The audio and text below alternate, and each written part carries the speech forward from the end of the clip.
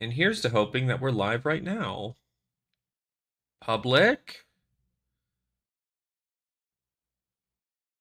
Everything is good there.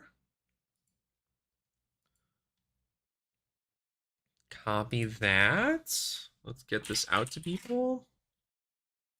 Also start a Discord.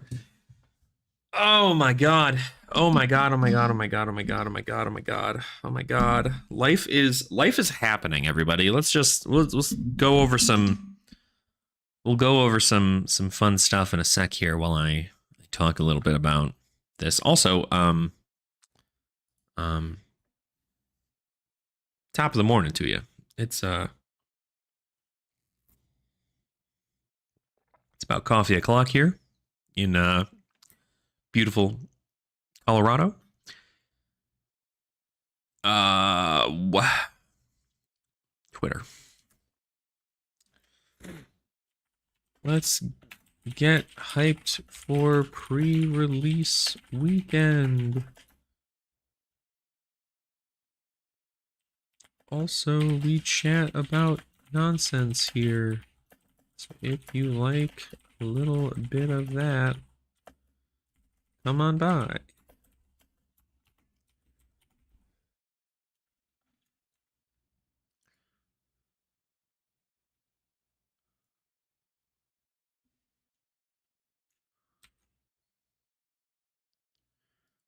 All right, we'll do that. We'll get it posted in this. Bump. We'll get it posted in this. Thank you, Smithel, for allowing me a place to put my stuff down. There's another Discord I wanted to put this in right here.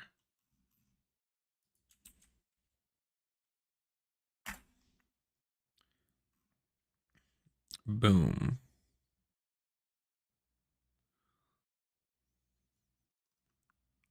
All right. Discord's set up. Twitter notified. Gaming done. So, real quick, take a look at this, right? We are, for those of you who are just joining, welcome on in. I know it's you're probably watching this as a VOD, or maybe you're soon to join me here on the live chat. But I want to talk about something super cool, and I genuinely feel like this has been a pretty significant trend. Let's take a look at this number together. We'll look at this number. This number says 1777. All right, 1777, and as of today, as of right before I started this stream, we are now officially at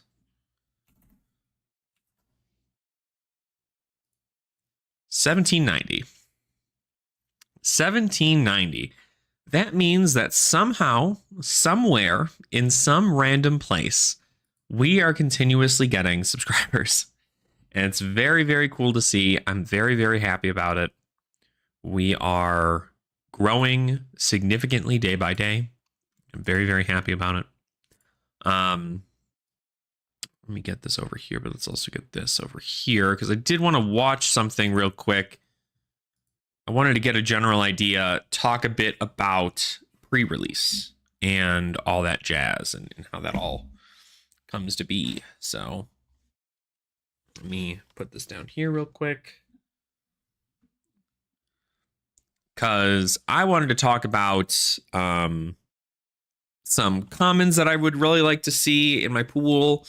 But again, I kind of want to go over the Mystic cards and see what kind of stuff from the Mystic cards we have. Got my hair is a mess. I am so sorry that you guys all have to see this. This is crazy to me. Hold on. Let me see if I can work some magic here.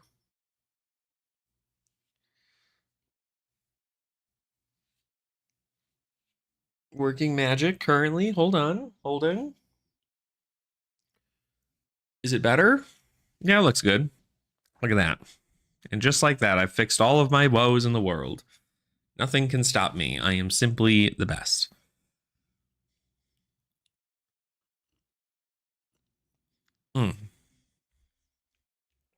But we are chit-chatting a little bit again about the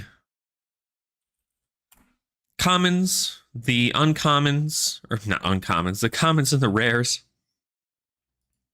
What was that?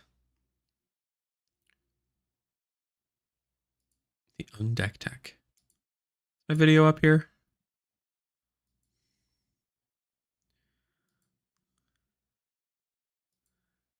It is not up here. Damn. A lot of people. See, this is what I was afraid of.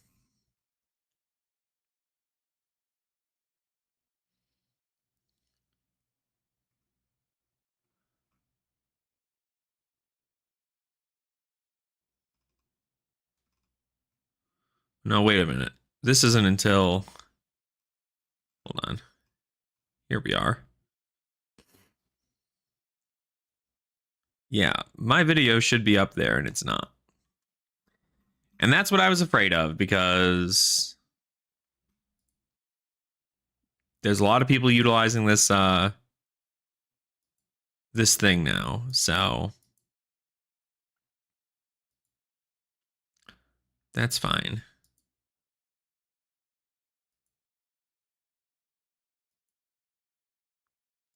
Okay. Anywho, let's go and take a little look again into Part the Mistveil. More specifically, let's look at some cards, because obviously if you pull Majestics, it's pretty cracked, right? It's a pretty cracked situation. But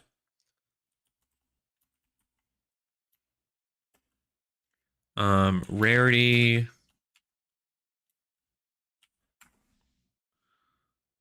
Okay. So let's take a quick look at here, right?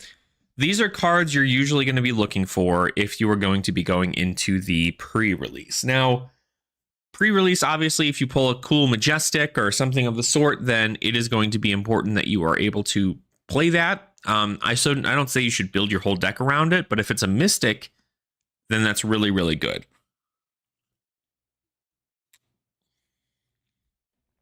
Mystic Majestics are a great way to get through the game, especially if you can pull a Cosmic Awakening. Put that in your deck immediately, because that's incredibly good. I didn't watch too much of the Part the Mistveil pre-release or the world premiere. So I wanted to, take a little bit of a look into that and see what people have built, see how things work. But I wanted to go over the cards that are in the set and kind of determine what cards are pretty good picks. So if you're going to end up playing new, Hiss is great, Venomous Bite is great, Intimate Inducement might be good, but these cards are definitely significantly better. If you take a look at even Tide Chakra, not terrible. Like, you're going to transcend at least once, and Tide Chakra for +5 is pretty great. If you can get any of her armor, it's really powerful. Arousing Wave or Undertow Stiletto is more preferably, but Heirloom of the Snake will certainly save you quite a bit. And then you have Enigma. Enigma is, I feel like it's poised pretty well to play into the format, it looks like. I think Zen ended up winning the whole thing on the world premiere, but Enigma does a decent amount of stuff here, especially with these specific cards. Waxing Spectre at instant speed goes again. It's very, very good. Waiting Vengeance is a great defensive tool to where you can, play it on your opponent's turn to ward 3. So this card effectively has block 3. And then if you pitched a blue to pay for it, it gets you a Spectral Shield, which is pretty good. Zen, I don't know also how much Moon Chakra comes into play here. This is probably really, really good for some cases, but you don't have people who are coming in for like an absolute ton of damage in most cases. So Moon Chakra might not be the better pick. Oh, God, excuse me. Knew that was going to happen. So then we move into Zen. Zen's armor is pretty good. If you can get a Strider Reprisal, it's pretty great to create a Crouching Tiger in your hand, and it Blade Breaks for 1. The Heirloom of the Tiger is crazy good too, because it blocks for 3 if you have 1 health. Wind Chakra, very powerful into your Tigers. I feel like this is probably like the card that makes Zen good in limited because, I mean, just a 0 +3 to your Crouching Tiger, or if you transcend it, it gets +5. So +5 on your Crouching Tiger, you could play Tiger Form Incantation, pitch a blue.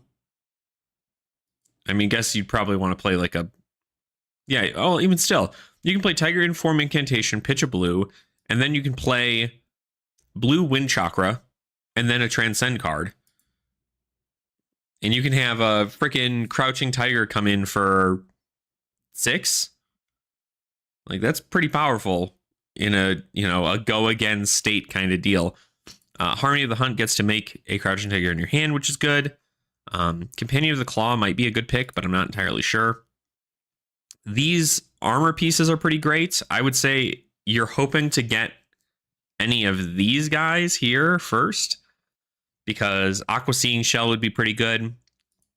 Koi Bless Kimono lets you search your deck for a chi if you have exactly one life. So this could be game if most of the games I've played in limited tend to go pretty low. So Koi Bless Kimono might be a good pick.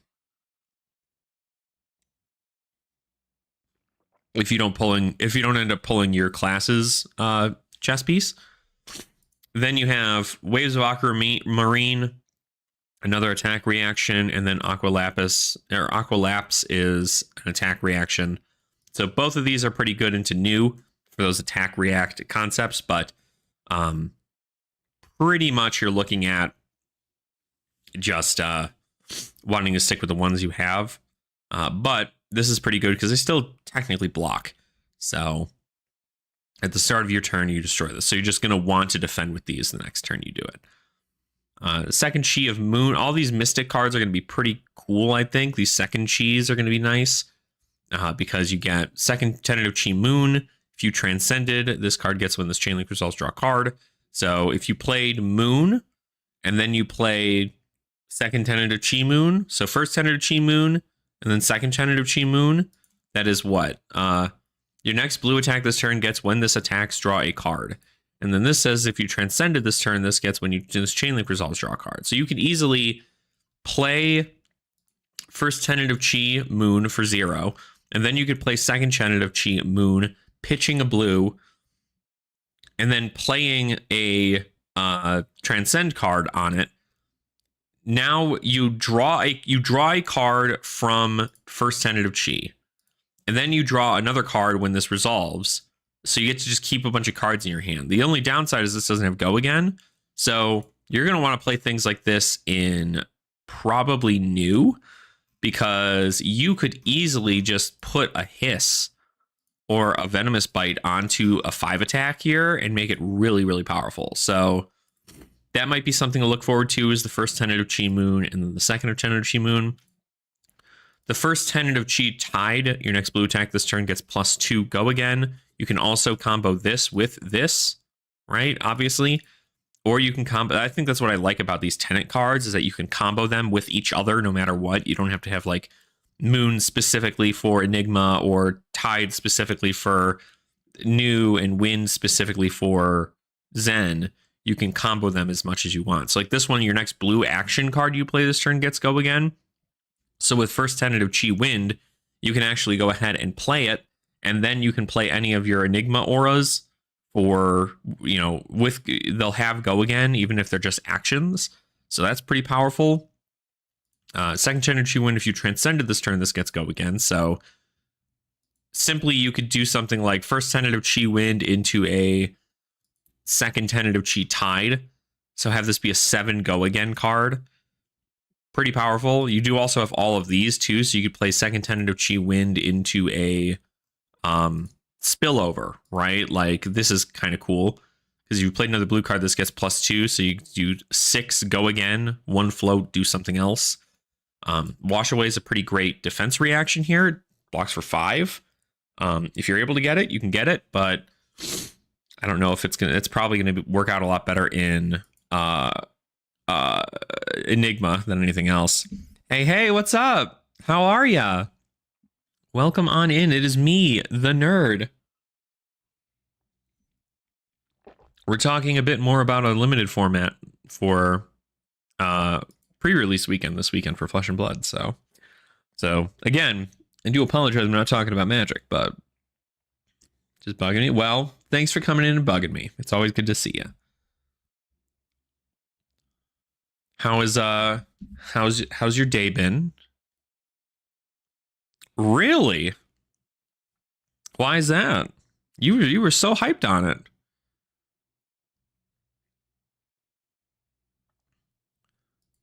Curious. I see. I like these Mystic cards. These come in clutch here. Playing like first 10 at a chi into like a droplet. 0 for 4 go again. We want that.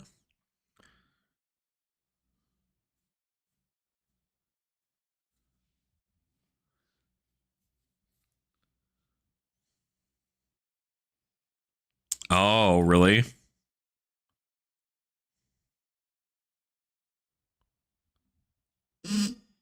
Ooh, wow, that's not a noise my mic should be making. What the fuck? Yeah, it's rough when the group does kind of not good things. Hopefully they weren't like slandering you or anything bad. Maybe they were just like, I don't know. You don't have to go into detail, obviously, but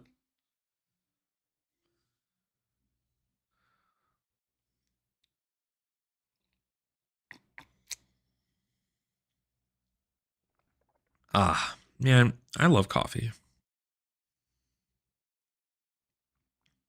I just realized that if I use the man I love coffee in the same way that the MILF thing is, where it's like man I love frogs. If I do MILC for man I love coffee, it would just be milk. It's funny. Or milk. They're talking about how my bag treating me with different standards than anyone else, so I distance. I don't blame you. You can't keep that kind of negativity in your life. Sucks though. That's the there's it's such like a weird thing because I don't know. I feel like women in TCG spaces are often targets of like just the most toxic bullshit, and it sucks because like you should be allowed to have fun like anybody else is. And I don't understand why people need to be awful about it. Well, if you ever want to play a game of Magic or something with myself, then I don't know, we'll see. Right? We'll see if I've got free time to play any kind of Magic stuff. Really? Well, if you actually are, I would. Okay, but first I have to ask, is it the same guy? Because I gotta know.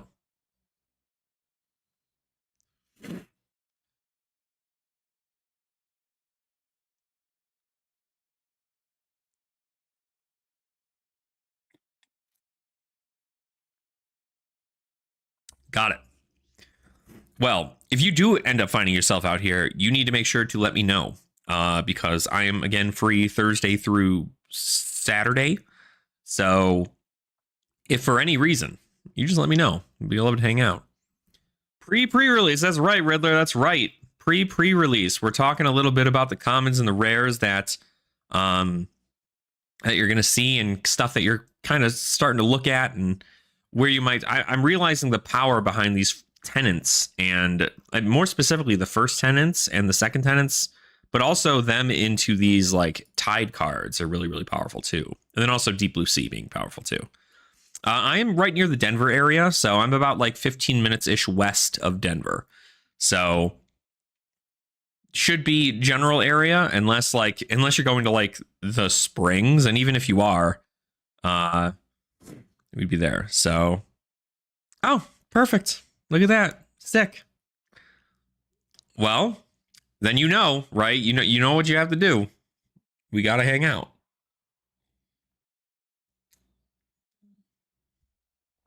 At least go grab a cup of coffee. But yeah, so I don't know. I'm very excited about the pre-release.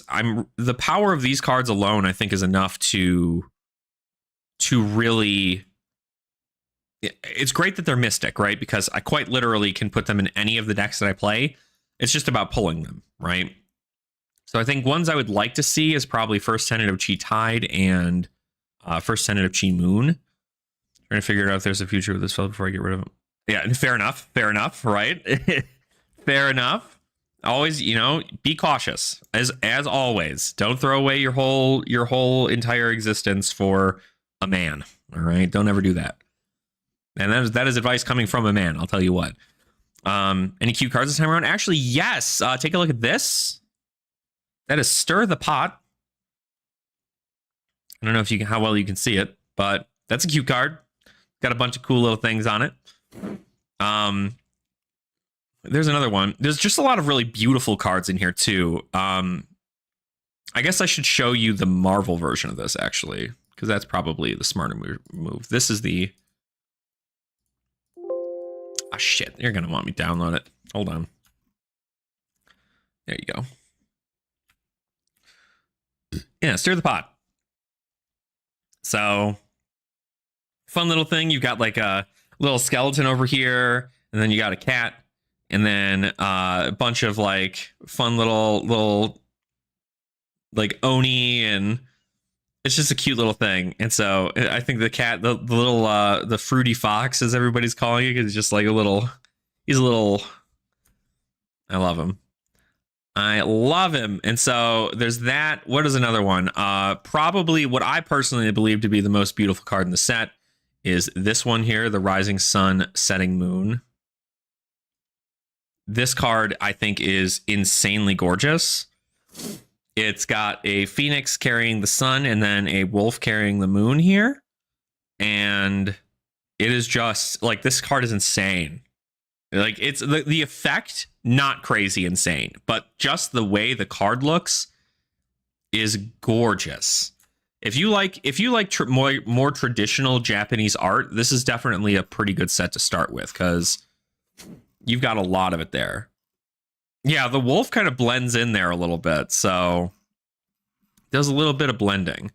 Where the hell was I? I just had all this stuff up. Did I pass it? Yeah, I did pass it. This card is also really, really powerful. Or not powerful. Shit. I keep saying powerful when I want to say beautiful. I guess those are both the same thing, right? In a way. Passover. Not a like cute creature thing, but this is pretty just like fun overall.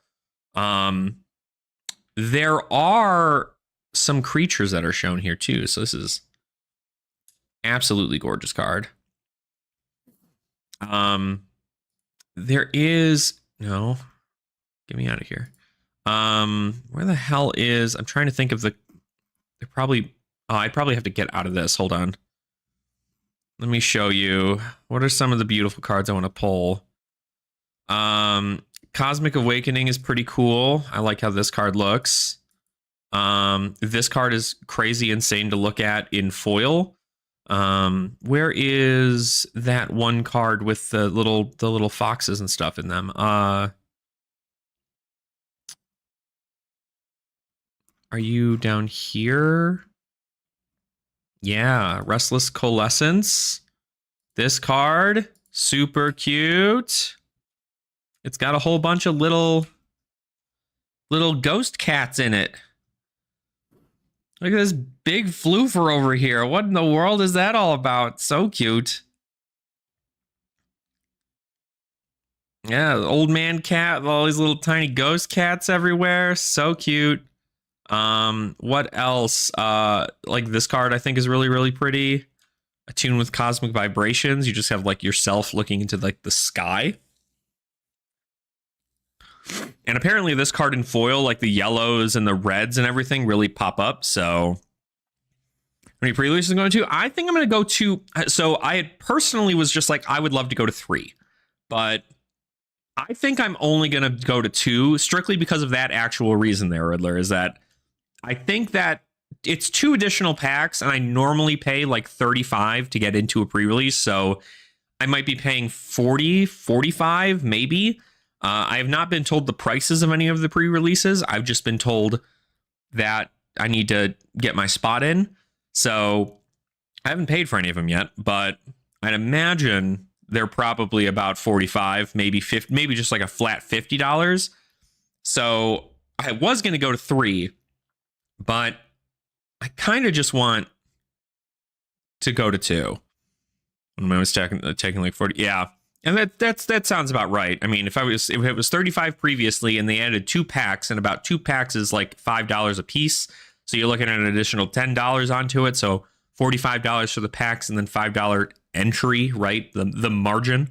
So I think it's not bad. I mean, you know, $50 is certainly a steep entry point for a pre-release, but you get 8 packs. That's a third of a box. So mentally accepting is like, hey, yeah. And well, see, that's the other thing, right? This is what I'm hoping for, is that I'm hoping that that any of the prizes are good. The LGS that I go to, the LGS that I went to, or that I'm planning to go to on Friday, didn't really have super great prizing for their heavy hitters pre-release.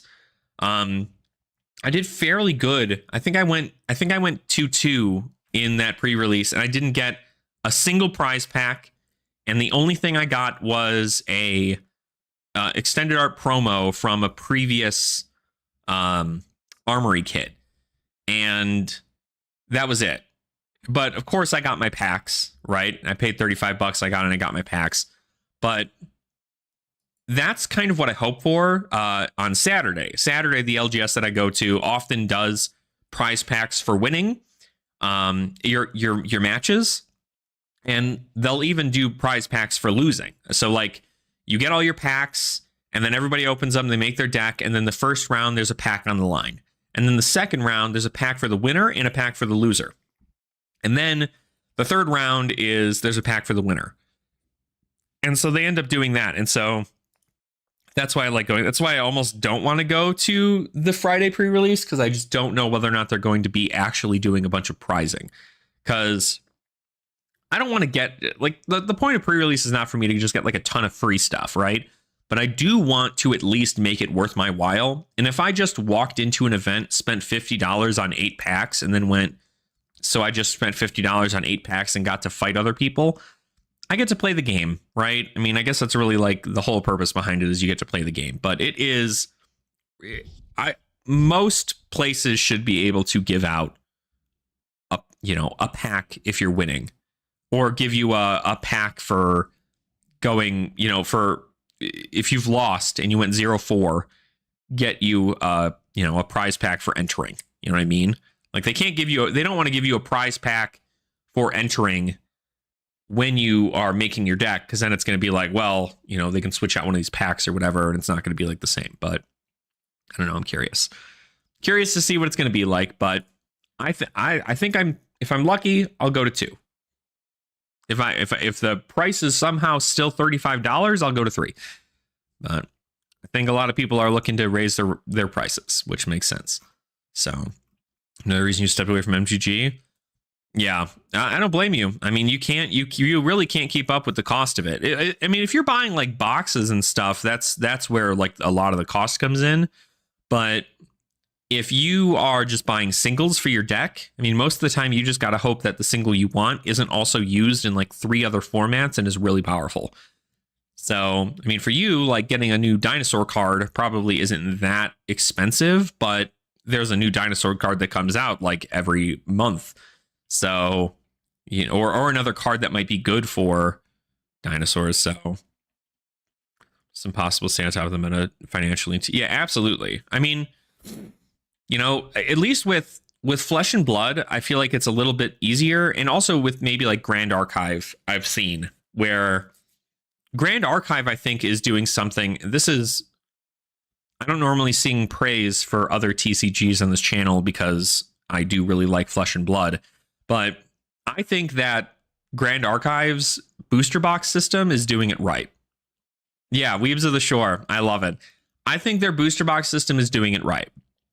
Where every box they have, you open a box, it's about the same price as any other TCG box, right? 80, 85. They even have a map policy on there as well, which is really good.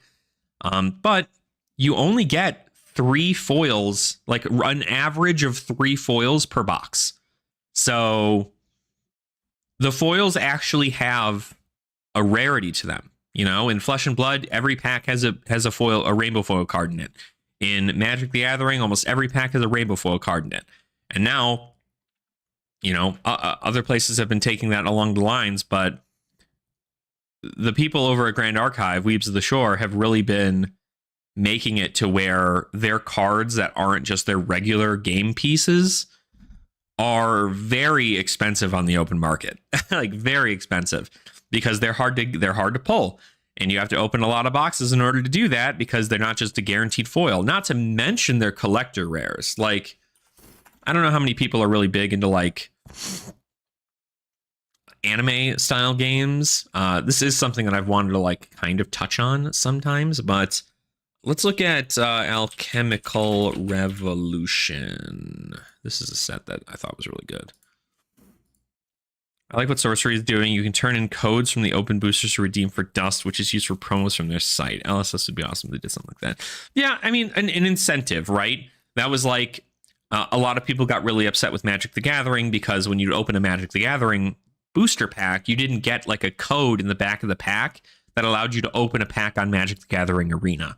And I feel like that would help boost more people to go to Arena, as well as people to buy packs. That's something that the Pokemon TCG has been doing for a while, and I love it. I think it's really, really good. It is. I think those are definitely ways to promote getting more things, but I know there's like a double-edged sword to it also, right? Because in Pokemon, right, you open up a pack and it's like, cool, all the cards in there are super playable and you can figure something out with them, and it tends to be the case. But you need to be able to kind of manage that, because you don't want people just opening packs for codes online. You want to be able to have them like synchronized, you know? So like opening things for dust is super cool, but like you also still want to be kind of like selling the cards that you open in most cases, because at that point you can just be like, cool, I've gathered enough dust, I'm able to do this thing.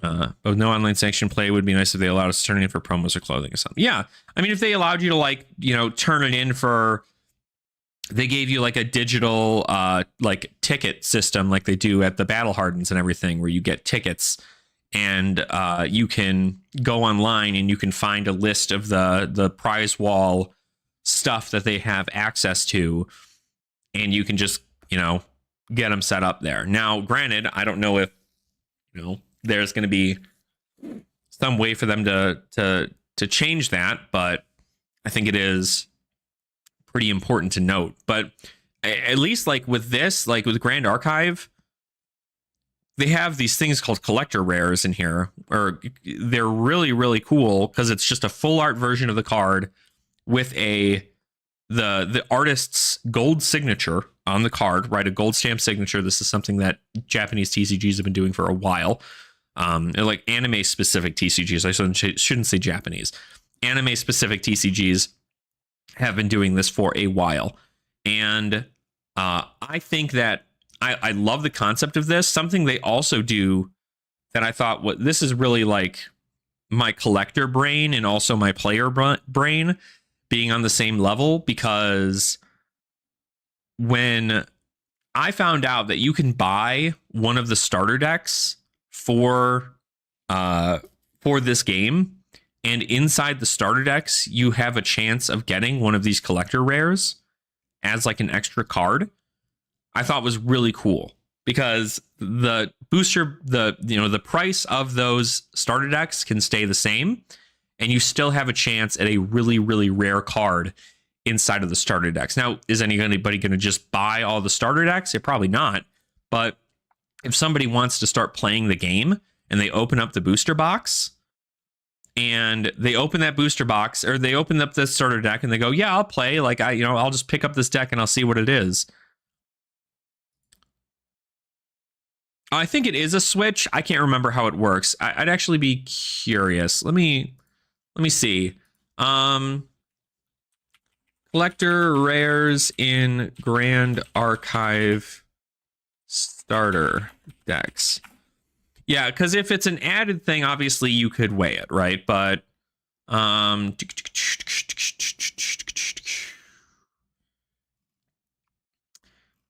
yeah, I can't remember how it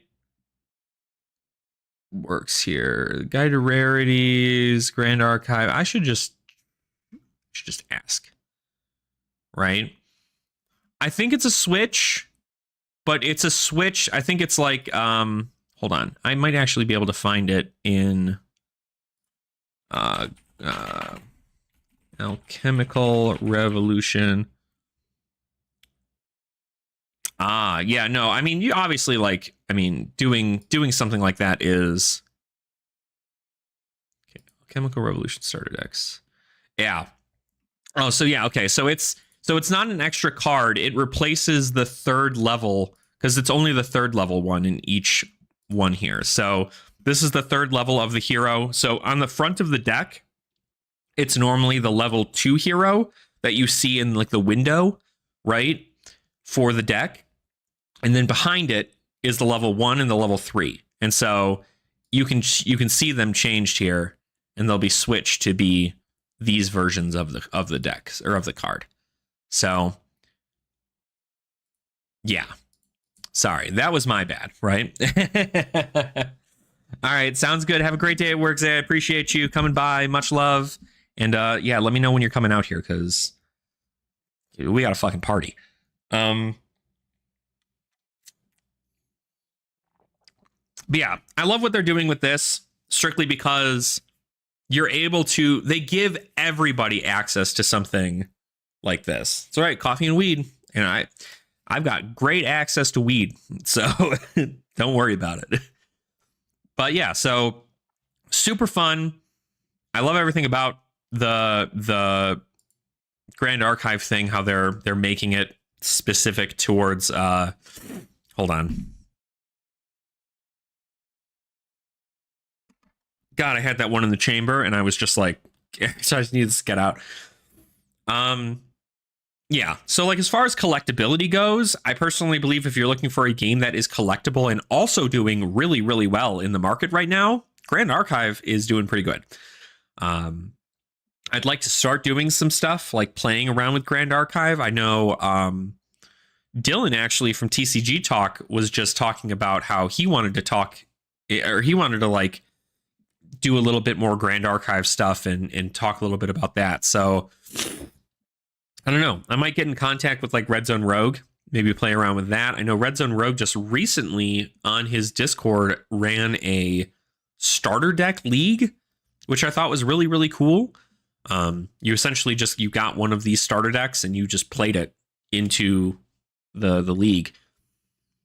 So I thought it was pretty fun. I'd like to get more into this game, but I don't want to get too deep into the game because obviously I have to spend money on Flesh and Blood because that's where most of my stuff is going towards, right?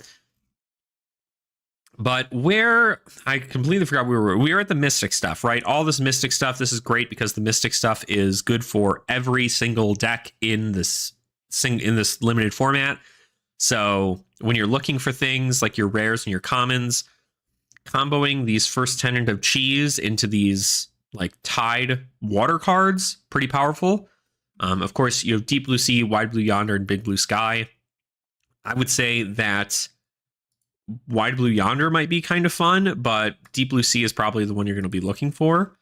And then you've got your Transcend cards, which out of all the Transcend cards, I mean, it doesn't matter what it is, you're going to probably want to play it, but just know that there are ones that need a target and ones that don't.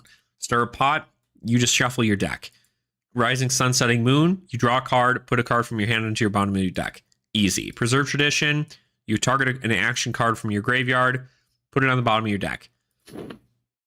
But for this one, A Path Well Traveled, you have to target an attack that's on the chain. So you can't just you can't just play this when you play a blue action and be like, cool, I'm Path Well Traveled. You have to have a target. The same goes for Drop in the Ocean. Target attack gets -1. You have to target some, whether it be your own attack or it's your opponent's attack, right? This would probably be significantly better in Enigma if you're playing her. And then this would probably be significantly better in Zen or New because you're pumping up your attacks. But it's also probably good in Enigma too because your attacks, your ward attacks are weapon attacks, so they do count. As far as the assassin rares and commons, if you can get red double trouble, you're in. Easy. If you can get Art of Desire, if you can get Art of Desire Mind, you're in. Super good. The bonds are really, really good. Bonds of Memory, just banish a whole bunch of stuff. All of these stealth cards are like instant picks for New because they're all stealth cards and they allow you to banish. You're only allowed to have a 30 card deck. Let's just confirm, right? Because they changed it. For Bright Lights, you were only allowed to have 30 cards. And then they changed it for heavy hitters and said you can have as many as you want. And then they changed it, and now it's only 30 cards. So, not pre-release events. I want the pre-release. Where are you? Oh, no, I was just looking at it. The pre-release primer. Yeah. Count exactly 30 cards before presenting your deck to your opponent. So that's incredibly important. And also remember to D-Chi. This is the theme of this week. Remember to D-Chi. Because if you start your pre-release and you go, oh man, all right, let's get it all together. And then you draw your first hand and you see that you have Chi in there instead of a Transcend face card, then you can get a penalty if they actually care enough to give you a penalty. What's up, Tomas? How are ya?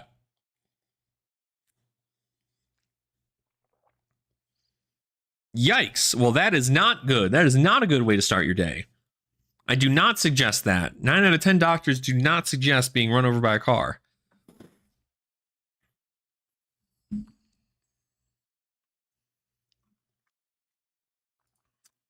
Man. These Illusionist Majestics are really good. If you pull these Illusionist Majestics, you're pretty in for like a while.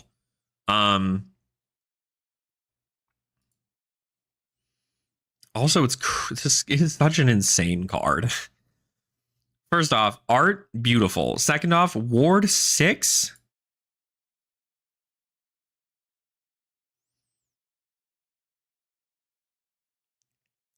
Oh my goodness.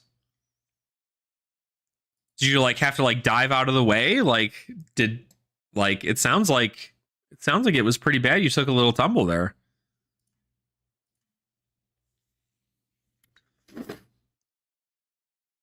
Yeah. Crazy. And I'm sure they didn't stop and were like, "Oh my god, I'm so sorry for that. Like that's crazy." I'm sure they just like drove off, right? Like all assholes normally would.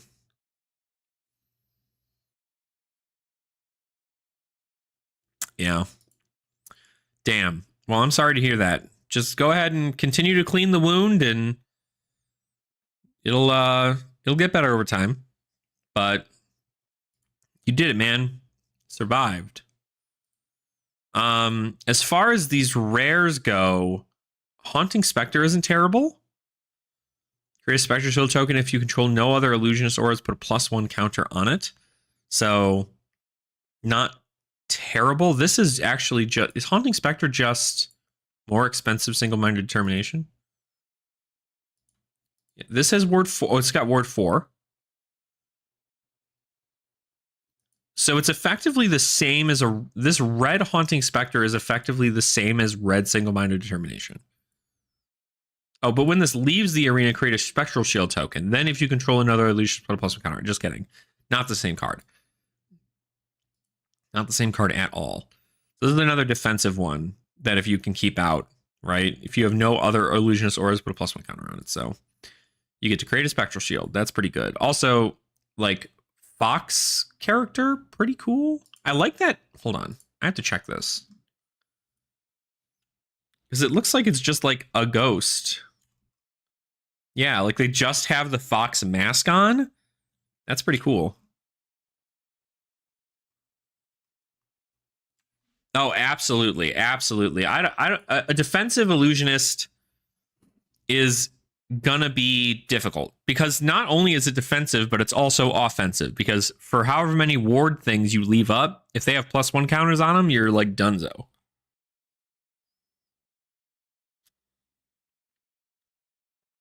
So I don't know how well it's going to go into Kano, but for limited, it's a fun little thing, right? Spectral Manifestations is the card you're going to want to play in Enigma for limited. Probably a Solitary Companion too. Moving to Zen. Zen, powerful Majestics.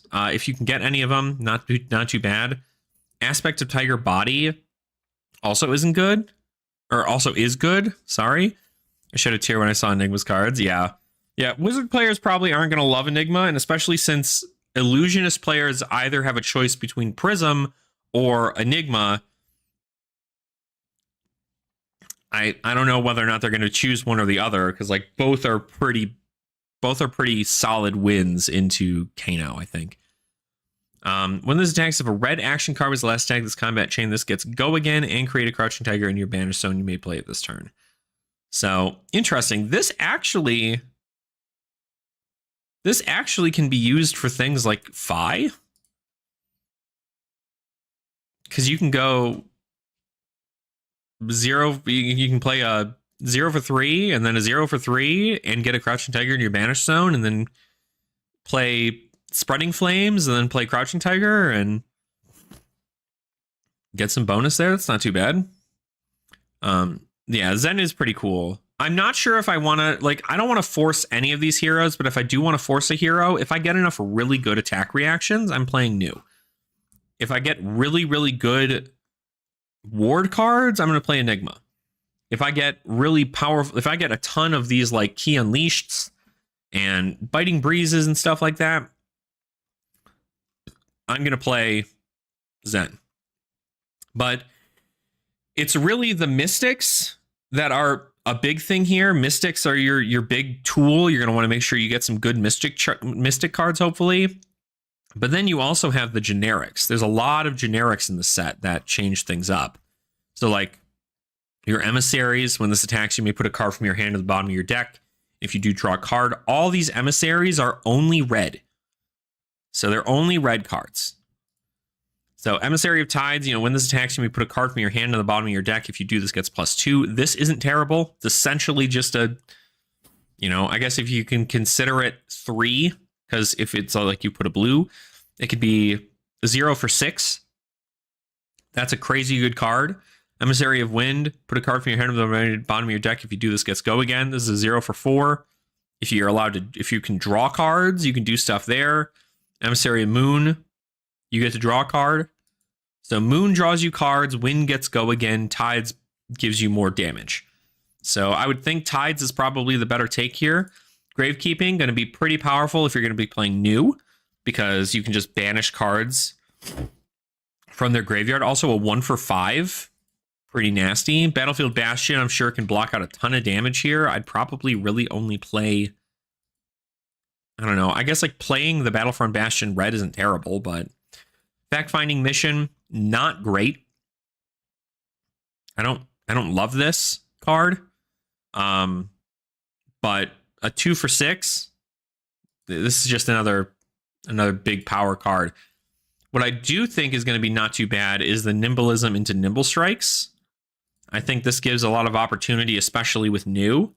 You can play red Nimblisms, go ahead and get +3 to your next stealth attack, have it come in for 6, have your opponent have to block 2 cards to block out that, or use 2 cards to block out most of that damage, come in with an attack reaction, pump it to 9, deal 3 damage, get 3 cards banished, and then be able to use them later on.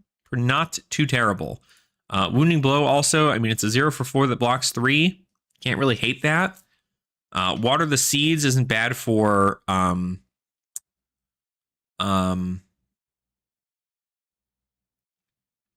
Zen, because you get +1 to a Crouching Tiger, right, if you play this. So, and it's the same +1 for every one of these attacks, but you're probably just going to want the Water the Seeds. New assassin stuff for ASC is low. Yeah, the new assassin. I really can't wait to build a new ASC deck with him because that's going to be pretty powerful. Yeah, one of the seeds also pretty good for that too. So I just think this card's really, really powerful, and I'm sure it's great in limited too. Evasive Leap. This is just a 0 for 3 defense reaction. I think you're playing this more in Enigma than you are in most others, but I guess you need defense reactions if your opponent is going to be playing new, so it's not a terrible thing to pick. And then Nimblism being probably the better case there. So I definitely think that the set has a ton of power in it, and I'm sure the limited format just does crazy good. But I don't know. I'm curious. Like, if you guys are going to go to a pre-release, which one are you going to go to? Or not which one. What hero are you looking to play during your pre-release?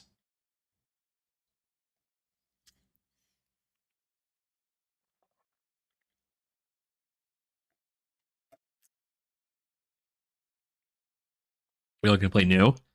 I'm also looking to play new. I would love to play new. I'd love to play new. Honestly, I'd love to play any of them, right? I guess it all depends on what I pull.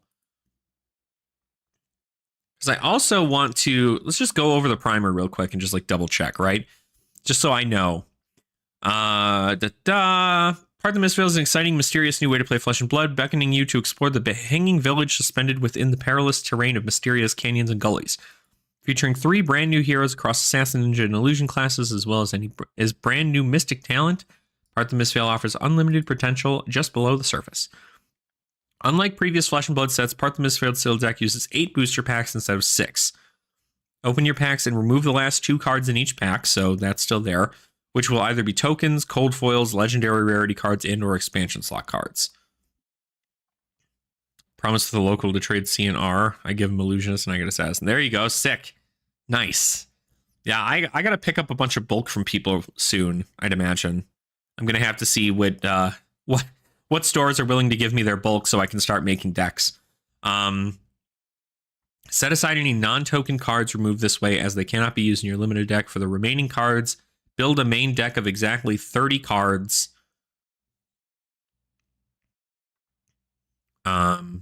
No more, no less. Do not include any card with the ephemeral keyword in the starting 30. Please note we've updated legendary. That means if you open 2 or more of the same legend card with legendary in your limited pool, you can still use them all in your deck. This update is especially important for Part of the Mistveil to ensure that players have an equal opportunity to utilize similar numbered of Transcend cards in their game. The change will also retroactively apply to previous limited sets, but will realistically only have a minor effect in the Monarch and Outsiders limited format. Yeah, you're going to draft? There you go. Go get some draft going.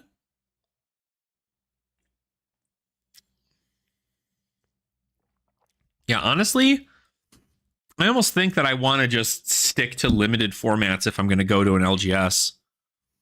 Because I like being able to open up packs and still be on like the same kind of playing level as everybody else.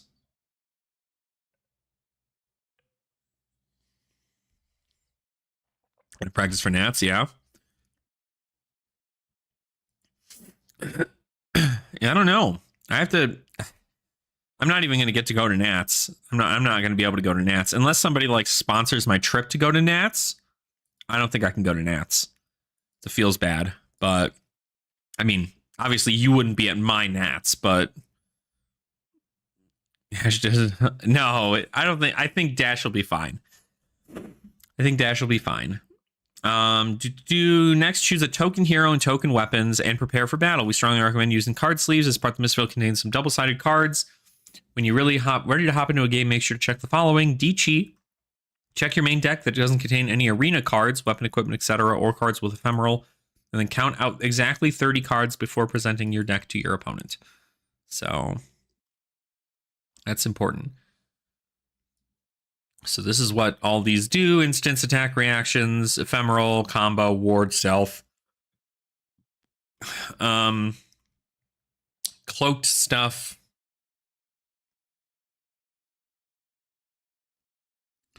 Oh, This is interesting. Some equipment in Part the Mistveil have the new cloaked keyword. Cloaked equipment are placed face down in the appropriate equipment zone as the start of the game. For example, an equipment card with any arms subtype must be placed face down in the arms zone during the start of the procedure of the game.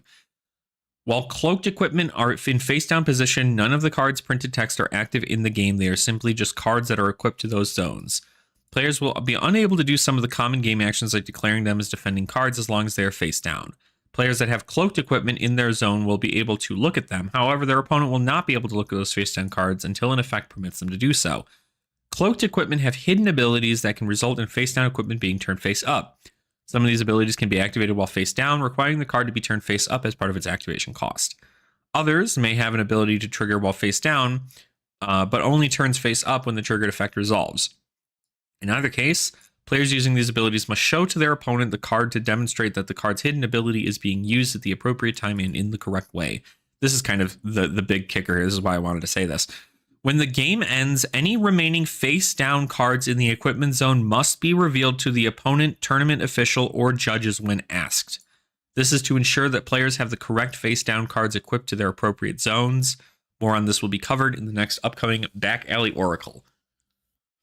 So when the game is over, flip up your cards. I mean, only when asked, but like you could still flip them up. I think this is just to be like, you know, in case you pulled like 2 heirloom of the tiger hides and you didn't want to be like, okay, I'm going to flip this up, right? And you ended up putting 2, even though you can only have 1 chess piece thing. So that's there. Transcend. Mystic Heroes will have special cards that with the new keyword Transcend. This keyword activates that you have when you have played another blue card this turn. You can tell if a card is blue by the color strip at the top. Play any blue card, then activate a card with Transcend. When it resolves, the card's controller will flip the card from its front face to its back face and place the card into the owner's hand. These cards become Inner Chi and will remain this way for the remainder of the game. Inner Chi are blue Mystic resource cards that generate 3 of a new asset Chi when pitched. The heroes in Part the Mistveil each have a special ability that include the cost of 3 Chi. While paying regular resources costs for cards, abilities, and effects, Chi can be used just like the regular resource. However, Chi costs must use Chi to pay for it and cannot use regular resources. If you have both Chi and regular resources generated and waiting to be used, you must use all generated Chi first before using any generated regular resources when paying for costs. So, if you can't have like 1 Chi floating, it's a resource at that point. Like if you pitch a Chi and then another blue, you have to use the Chi resources first. Gotta ask what I think about El Enigma, what cards it can use. For limited or for... I'm assuming that's what the L is for limited, right? Because I'm sure there's tons of stuff she's able to use, I guess, but I guess it's looking for like the specific. Blitz. Oh, I see. Legendary. I see. I think that her feet aren't bad. I mean, obviously not having to run Phantasmal Footsteps is really good, right? Because she doesn't have to worry about Phantasm. I think this is the first illusionist that doesn't care about Phantasm.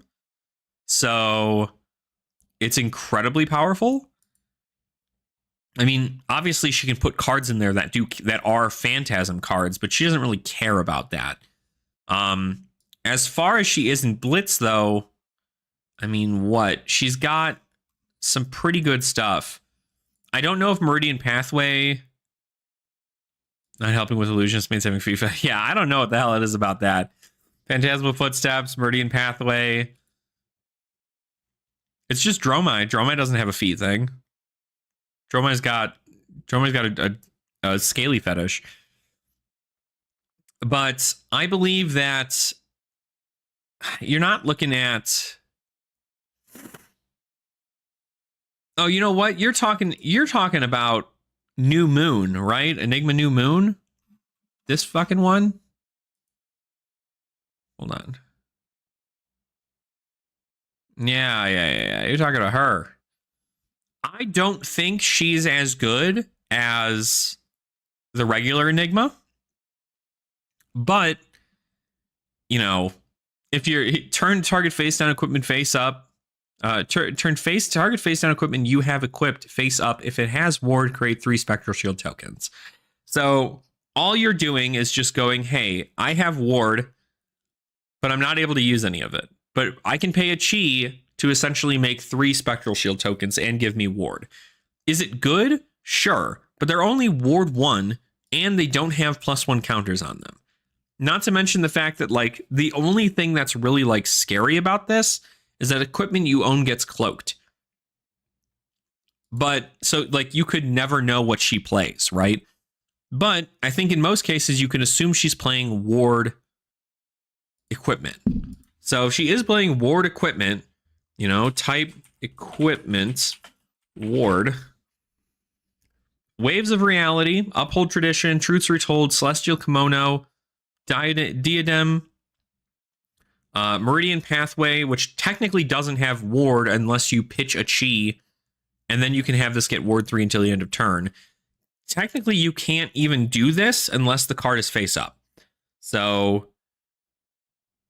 I don't know how that works exactly, right? Because when they're cloaked, all their face down effects do not count unless there is a like reaction to it. So I'd imagine if you're playing anything, you're probably playing Diadem of Dream State, you're probably playing Celestial Kimono, you're probably playing Uphold Tradition, I'd imagine. And then I guess if you need a ward feat, like Meridian Pathway isn't terrible, but hold on, I gotta sneeze again.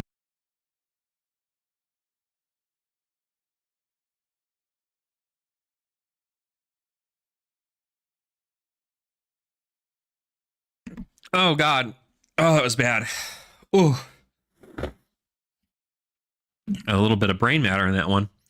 But yeah, so the options are there. I mean, Celestial Kimono, what is this? Once per turn when a Celestial Kimono or a non-token permanent you control with ward is destroyed, gain a resource. So it's a once per turn effect that allows you to you sub out bad equipment, or you sub out good equipment for bad equipment simply because it is ward. And I mean, to be fair, the only time in which that's like really, really good is if you're able to utilize her legendary thing where you have it where the hell is it? This one, Sacred Art, to give +1 counters on each aura with ward you control. Like, that's not that bad. Oh, hey, that's me. That's me right there. Sick. Yeah, well, I don't even think Diadem's that great. Once per turn, when this or a non-token permanent you control with ward is destroyed, you may pay a resource if you do create a ponder token. Like, what's a ponder token going to do for you here? Are ponder tokens, you know, ponder tokens aren't auras with ward. Like, it's an aura, but it doesn't have ward. So you can't attack with it.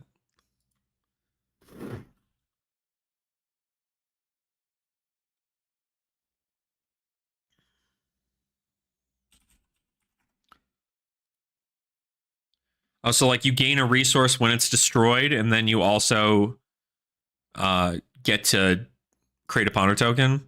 I don't think it's that great. And also, again, like this is something that is important. The cards exist, but I don't believe that it's going to matter because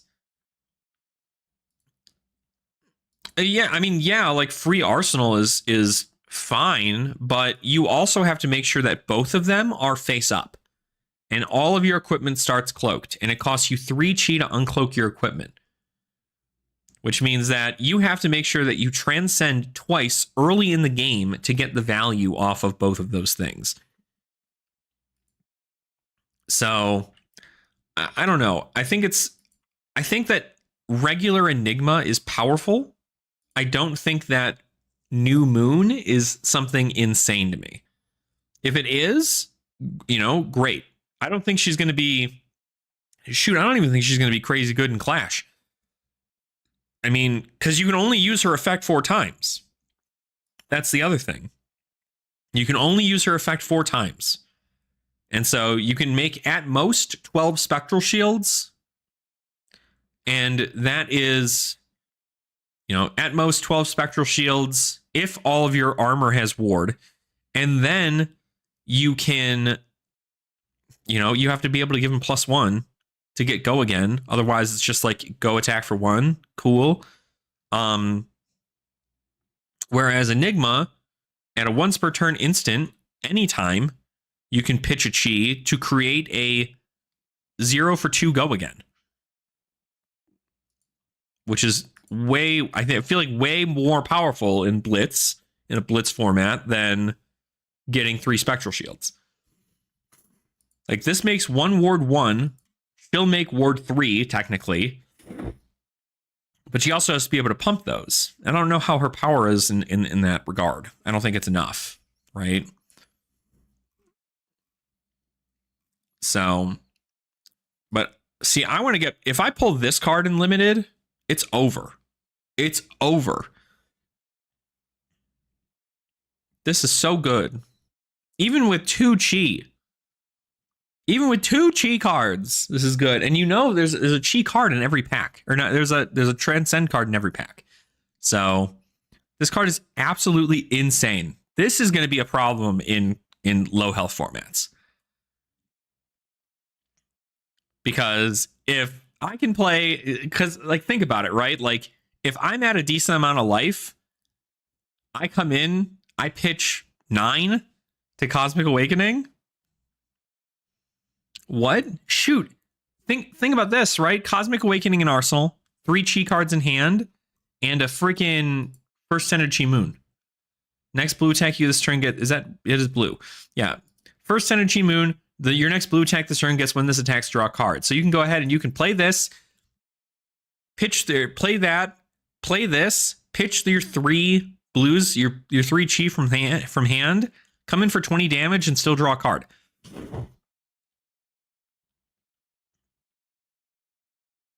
Like what? Shit, you could play first Scented Chi Tide and have it come in for 22. Chi cannot block. Chi does not have a block value.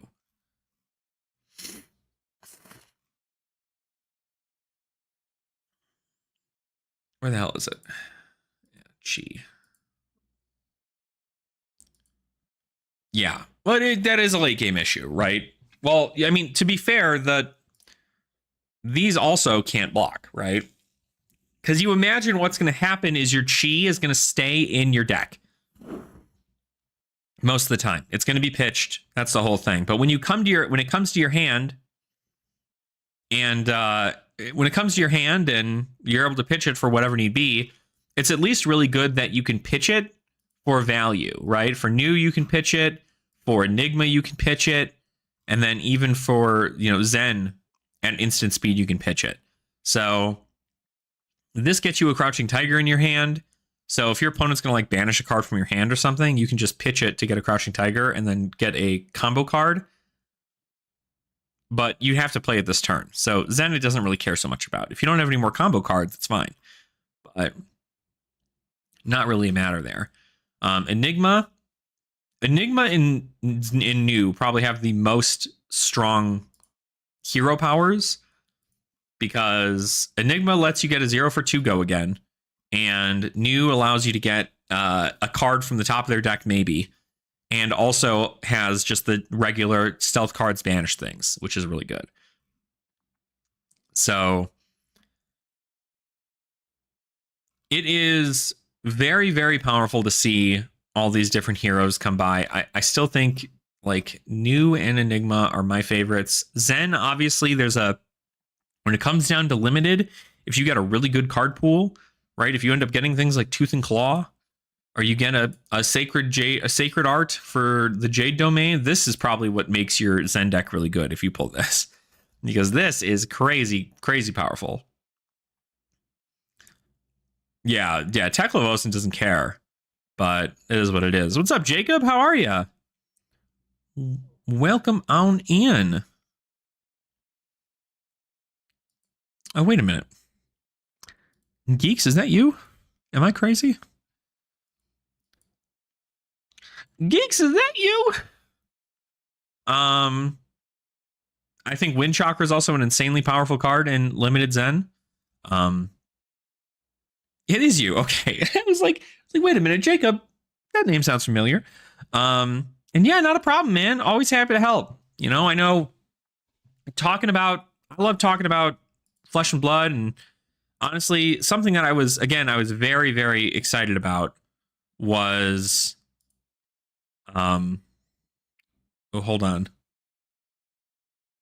Oh, oh, breaking news.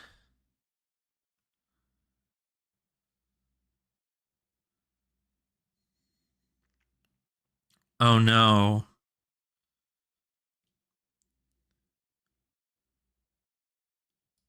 Oh geez. All right, breaking news from Commoner. Commoner breaking news. Breaker. Smithel has actually just stepped down as the Commoner League organizer for the Flesh and Common Blood Discord. So his stuff reads, I have an announcement for you all today. Let me full screen myself here. Yeah. I have an announcement for you all today. After much time, thoughts, and discussion with friends and family, I've decided to step down as the admin for this Commoner League. It's posted in the Flesh and Common Blood Discord. As you may know, I've become involved with another content creation group with some of my locals, the 03 Dropcast, and that is taking up a lot more of my time than initially anticipated. So between that, wanting to spend more time with my family and actually have time to play the game more, I will not be able to give you all the league/future seasons that you all deserve.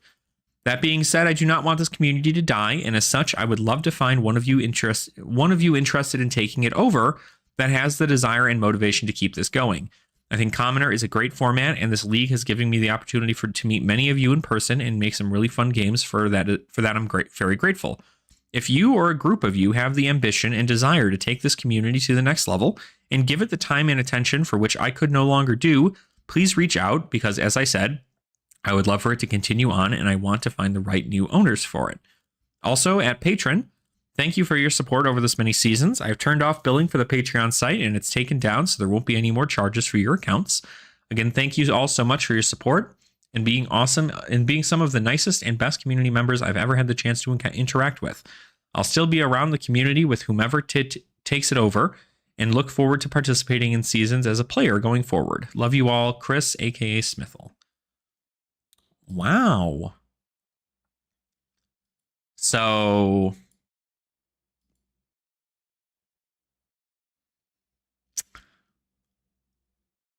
oh man, dude. So I personally have never been in the Commoner League previously, but man, do I want to take it over. No, I can't. No. I can't do it. I can't do it. I don't think you guys realize how much content creation really takes out of you. I think it is a smart move.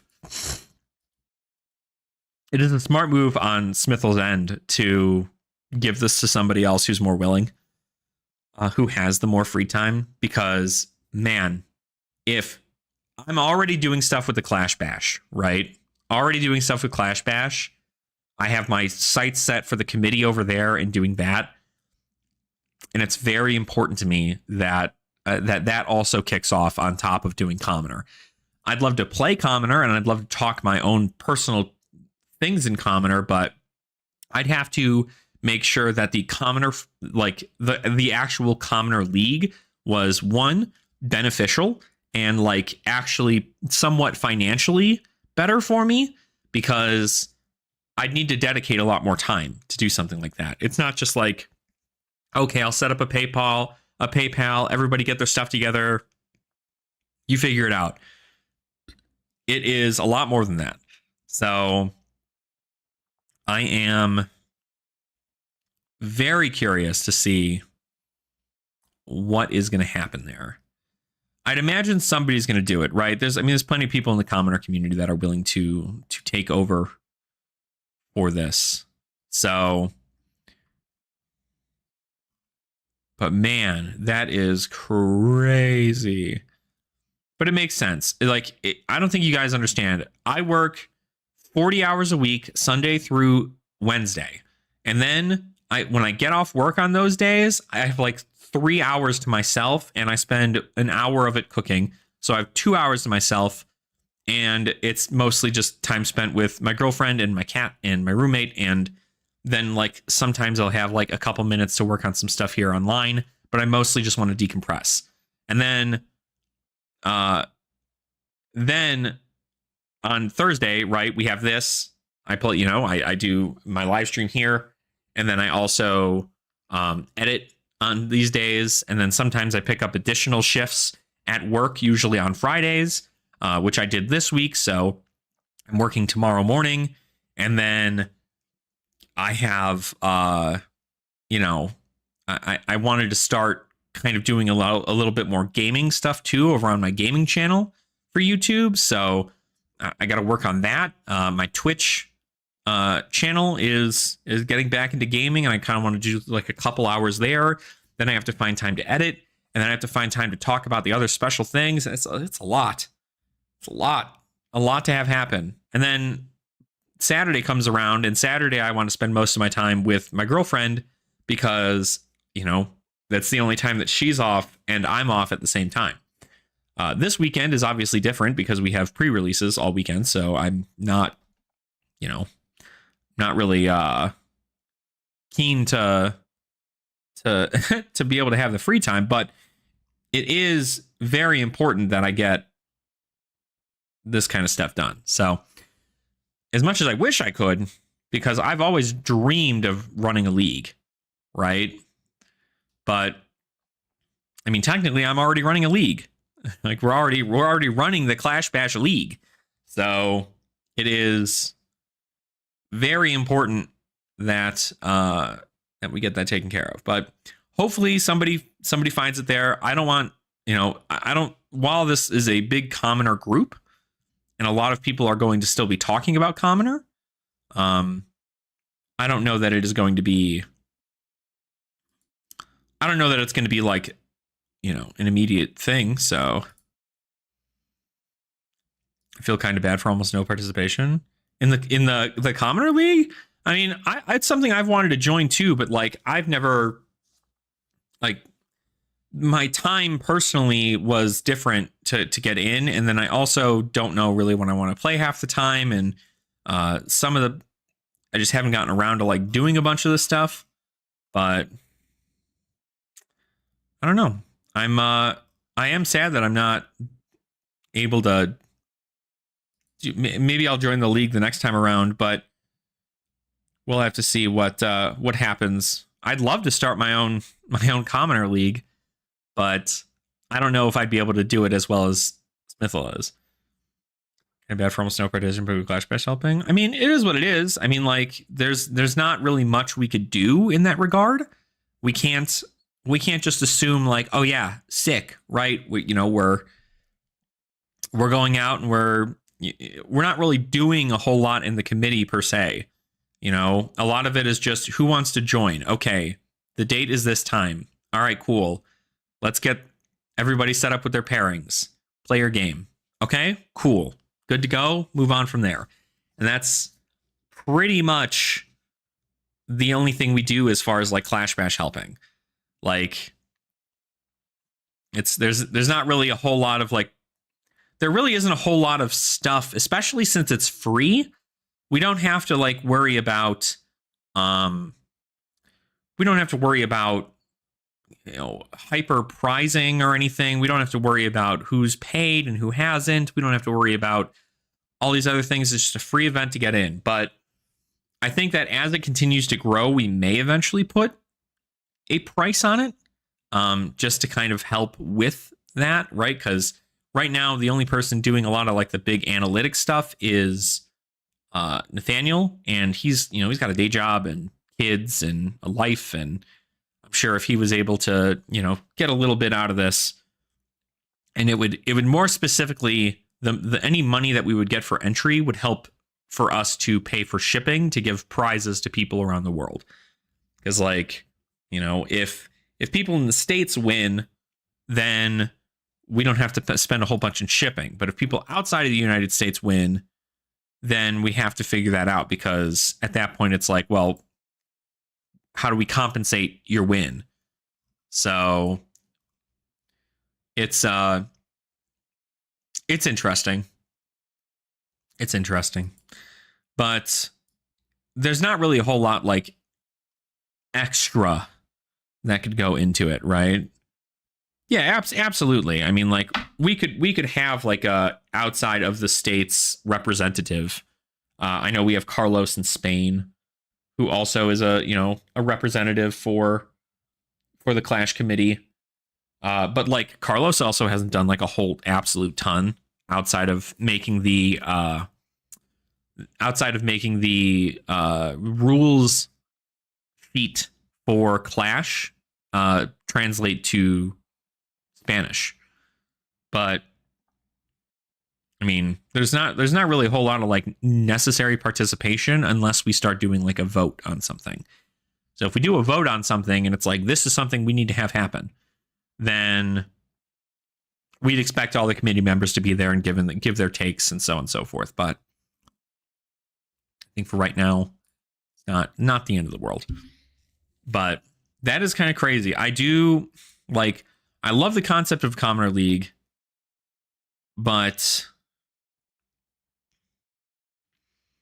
it'd be too much for me to do. With me covering the Clash Bash on top of it. Also, speaking of the Clash Bash, I just want people to know, first and foremost, if you haven't gone to the Fab Clash Hub to go check out the games that are coming out for our top 8 for our recent Clash Bash, I do suggest doing so, because those games are going to be super, super awesome. A lot of them are very, very tight games, and you get to see the progression of everything through. I think there's a new game that's going to be released every day. Or every other day. I'm not sure how, I can't remember how quickly he said he was going to do it. But I am also posting them on I'm posting my own personal games on my channel. So I'm actually going to be posting the finals on my channel pretty soon here. I'm going to work on them today and get them edited and voiced and everything. And then I'm going to go and post them. Not directly. I think I'll stagger them one day, because we have 3 games in the finals. So I have to get through all 3 of them. They're on Talishar, so they play a little bit quicker. And we can just kind of go from there. So, just 1 game a day. Okay. So eventually, if it's, let's assume it's best out of 3 all the time, you're looking at 2-ish weeks before top 4 and then finals. So the final should be coming out sometime before the new season comes out, which is great. But I want to make sure to get the finals out, because I do want to talk about it, right? I want to talk about the Clash Bash and all that stuff. Talk about where we see our analytics. Talk about give some more very upfront data with everything here, because I'm sure people are curious, right? I know we have, I don't know if you've seen Tomas, but there's a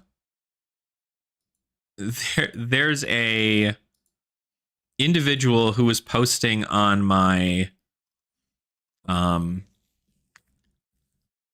leaderboard for League. This is what I want. There's an individual who was posting on my videos against you, when I was playing against you, and my nose is so itchy. This damn mustache itching my nose. There's a guy who made a comment on my recent video for Clash, and he was just like, "Oh my gosh, what a surprise! Another video where Kano proceeds to underperform and not do very well in the format." And I was like, Kano isn't bad. Like, I think Kano has a lot of really good stuff. It's just like, the games end up being close. I just quite literally played 2 like near counters into Kano. Like I played a deck that has all blues and runs AB4, and then I played a deck that plays a card that says you can't do half of the thing you do. So like it's a pretty hard counter. Like, it's not that Kano's bad. Kano's really good into Guardians and all that stuff. I played decks that it does really, really well against wizards. So not that was, calculated or anything, obviously. I mean, I knew you were going to be in the top 8 strictly because that we were the only ones playing, but it isn't like I didn't play these heroes because I was like, yeah, I'm doing it strictly to hate wizards. I'm doing it because I wanted to see how far these heroes go in the format, But it's, I'm just like he had to have that, and that's the thing, right? I was just like, well, just as a heads up, like, you keep saying Kano is super bad, but Kano had to win his match in the top 8 to get to the top 4. So obviously obviously something had happened there. And he's like, oh, I'd love to see it. Like, it just isn't the same with Storm Striders and this, that, and the other. And I'm like, when you're playing at a high power level Kano all the time, and then you go and you look at a lower power level Kano, of course you're going to go, yeah, this is bad and everything about it's bad. But like, Kano isn't just Storm Striders. Like, shit you do is crazy. And it sounds like you're doing pretty good learning about Blaze. Sounds like Blaze is pretty fun to play. So, right. It's literally a concept. It's the hero's good. I think it's just when people see lower power heroes compared to their classic constructed or their like blitz versions of them, they go, oh yeah, this isn't good. This isn't good. None of this is good. This doesn't play the same. Nothing about it is the same. And it's like, it's obviously still the same. Like, I wouldn't be packing an AB suite or prevent damage suite in every single hero I play if it wasn't for the fact that wizards are still very much so important. So, but it's wild. I can't believe it. What's up, Yama? What are we ugging about? What are we ugging about? Wizards? Hopefully you're not also having a bad day. Why do I have a text message? Who's texting me? I know I have low UPT, you son of a gun. People complaining. Yeah. It's just silly. I feel like that's, again, it's just what it is, right? And I am really, really upset just at like I don't know. It seems like most of the classic constructed community is the problem for a lot of us casual players. No, Yama, that's not good. That's not good. Hopefully you didn't bleed into your food. Hopefully you're still able to eat it. And also hopefully your wound is healed. Tell ya, it's always such a funny thing that I learned that sharp knives don't normally cut. Dull knives are the problem. Got a band-aid. Sick. Okay. Well, good. Good. And it wasn't a total loss. I'm glad to hear you're doing good. But yeah, it's one of those things. I normally see a bunch of people who are playing Classic Constructed. They're the ones who are complaining about other formats.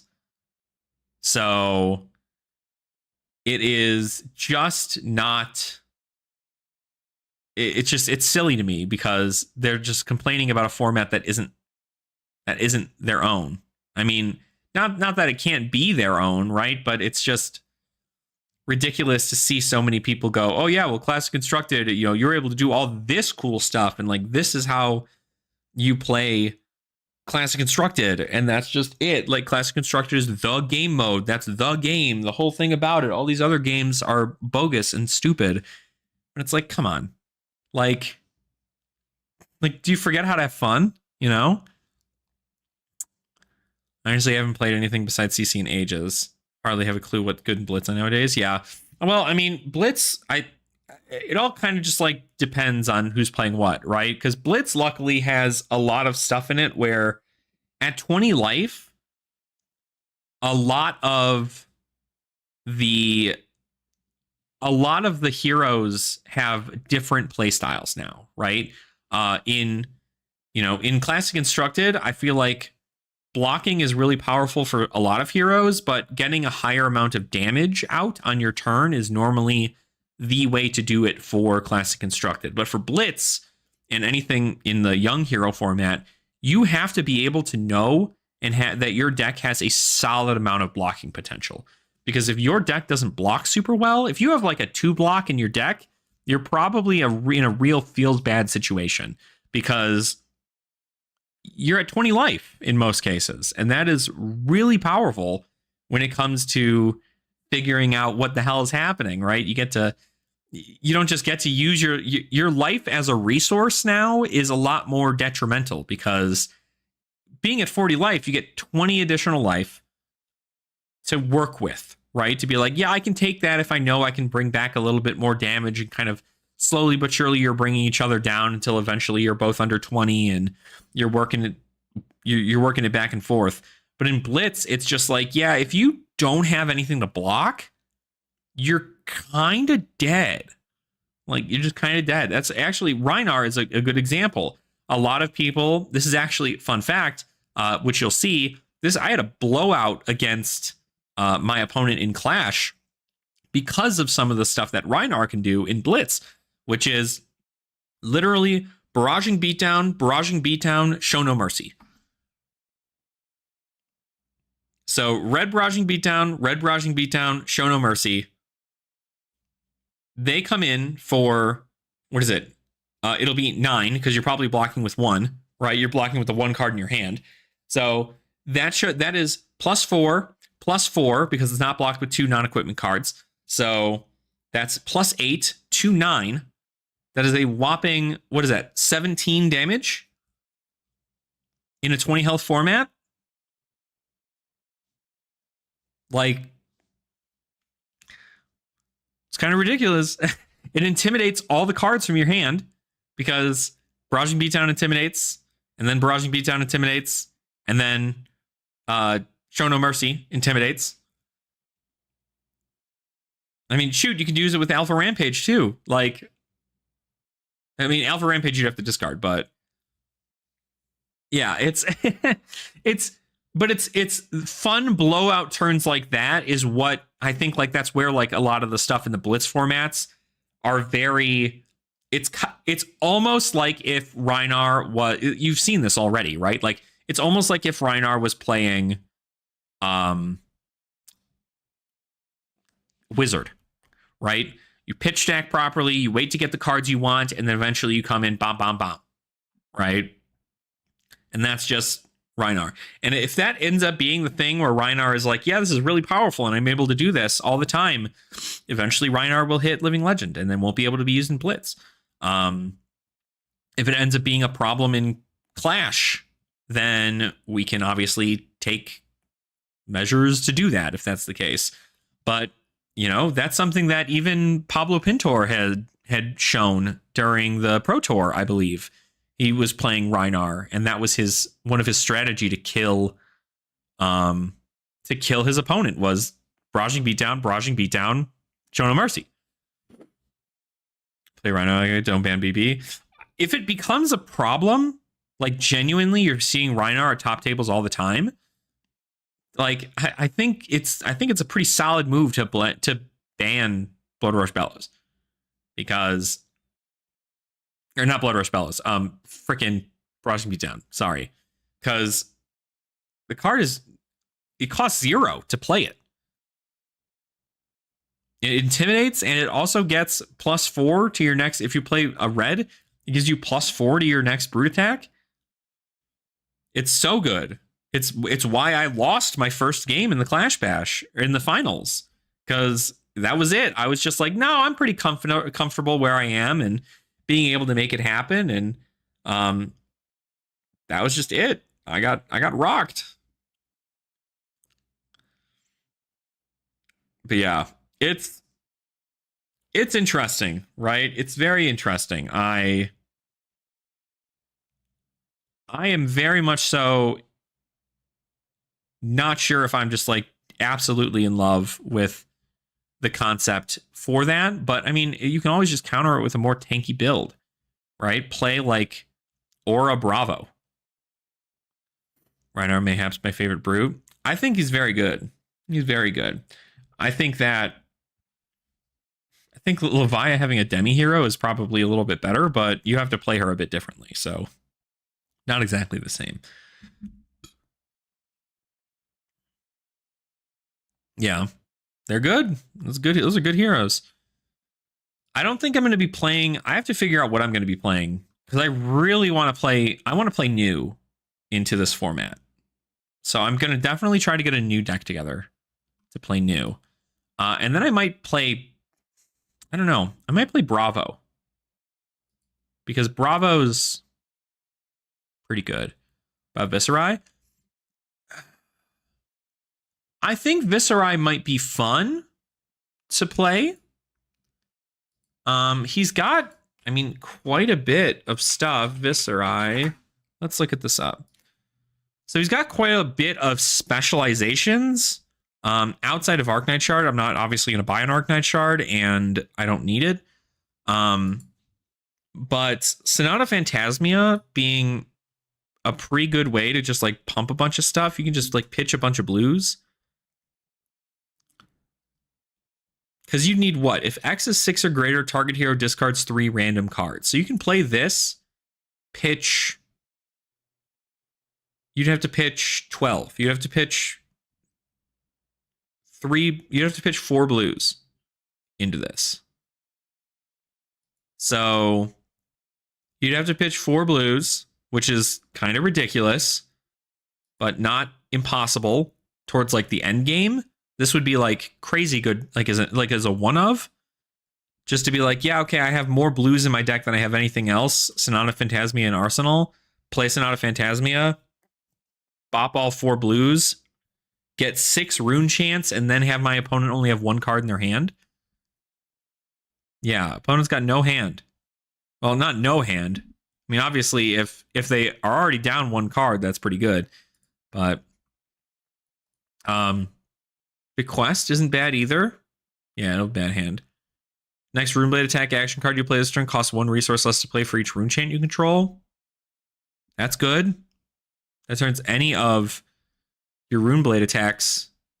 Yeah, this is Skeletor, but in an attack action. Arcanite Ascendancy obviously is good, right? Costs less to play for each rune chain you control. If it hits, you create rune chance where X is the damage dealt by Arcanite Ascendancy. You can pummel this. You can pummel this. This is a pummel target. You can pummel this. Imagine. And then, of course, become the Arcanite, right? You're able to switch out your decks and do your whole thing. But the thing is that Runeblade, class Runeblade, rarity rare. What are some of the more powerful Runeblade cards? Yeah, Viz would be fun to play. I do want to play but that's the thing. Honestly, if I'm going to play anybody, I'm probably going to think about playing Chain. Because Chain is really good. He's really good. Yeah, Mauvern Sky, I'm talking like the attack actions though, right? Deathly Duet isn't terrible, but that cares about pitching. That's a Shadow Runeblade, Shadow Runeblade, Shadow Runeblade, Elemental Runeblade, Mauve, obviously, Oath.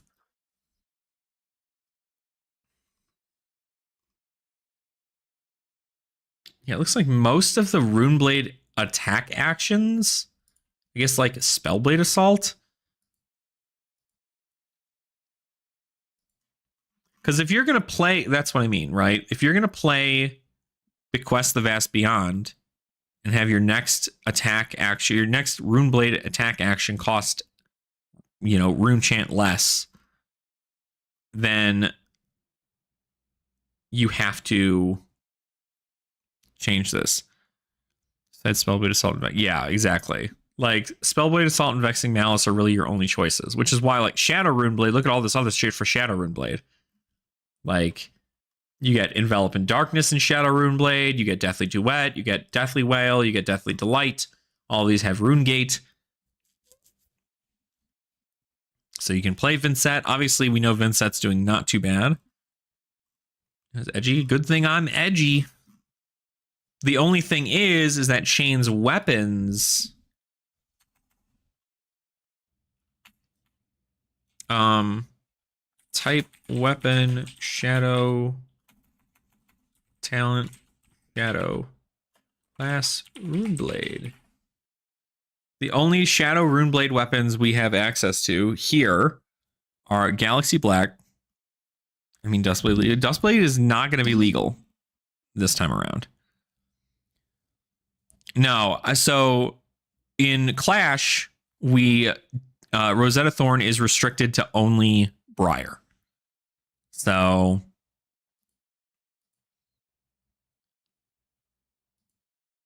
why isn't? We did a vote, and the vote came to be that we aren't going to be unbanning everything.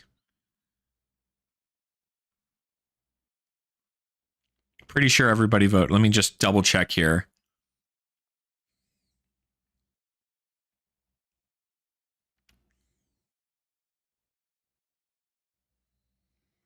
Where is it?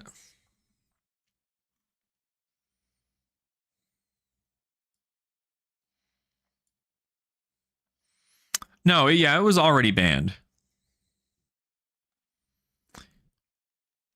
Yeah, we just wanted to know because, like, with Rosetta being specifically for, a lot of people had assumed that Rosetta specifically for, it should have been an elemental runeblade weapon and not just a runeblade weapon.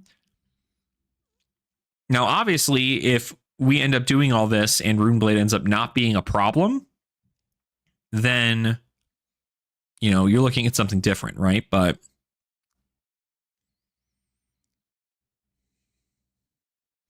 let me see.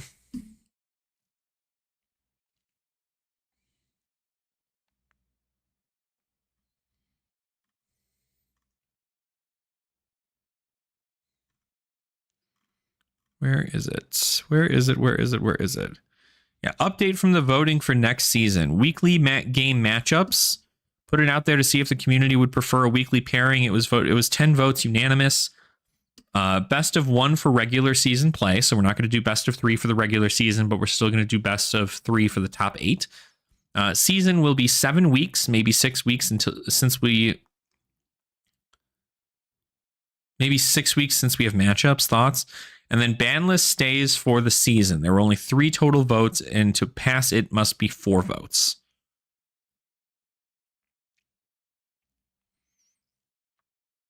So looks like not enough people voted for that.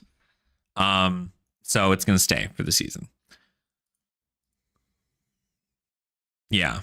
So it looks like not enough people voted for that specific thing. And so there were only 3 votes, and we needed 4 for it to pass, and it did not. So, yeah, I don't know. So Galaxy Black, not a if you've played a card from your banner zone this turn, it gets +2 until the end of turn. Galaxy Black hits a hero, deal 1 arcane damage to that hero. So it's not a terrible card to play, right? I mean, obviously you can still play things like Reaping Blade and Dread Scythe. Nebula Blade also isn't a bad take, right? If it hits, create a rune chant. If you played a non-attack action card this turn, gets +3 until the end of turn, so 2 for 4 on hit rune chant. Reaping Blade also isn't bad. If a hero has more health than any other hero, they can't gain health. So this is a nice way for you to stop things like Sigil of Solace or even New, right? New being able to gain health. If you just keep yourself a little bit lower than New in most cases, New won't be able to gain health on her banishes. And on top of it, those banished cards can then be played from your banish zone if New doesn't use them for pitching, right?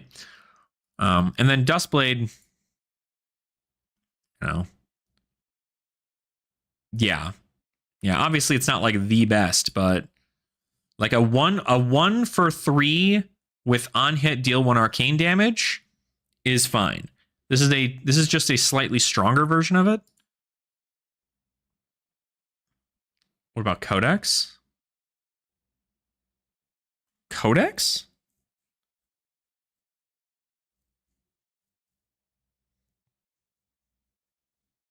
You talking about this? The Annals of Sutcliffe?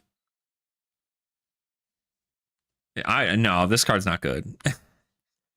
Pay 3 to draw a card if an attack action and a non-attack action card were pitched this way, create a rune chant. I think this is great if you're going a defensive strategy, like gather a whole bunch of rune chants and then pop them. I do wonder if OTK Viz would be a concept for this. How much rune chant stuff can we make happen? Because if we do rarity rare rune chant, we have reduced to rune chant, which is a defense reaction. Spellblade Assault makes rune chants, but it also uses them. Oath of the Arknight creates a rune chant. Blessing of the Occult creates rune chants. Envelop in Darkness creates, this is a rune gate specifically, but it does create a rune chant. Mauve creates rune chants, and then you have the Scepter. You'd probably play Scepter of Pain more specifically, because Scepter of Pain does make you a rune chant if you deal an arcane damage. So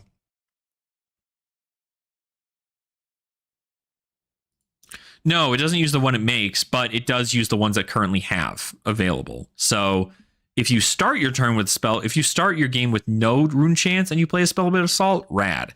But if the point is to not use anything at all, and then eventually I guess you can come in with an Arknight Ascendancy, right? Because Arknight Ascendancy will come in for, right, Arknight. No.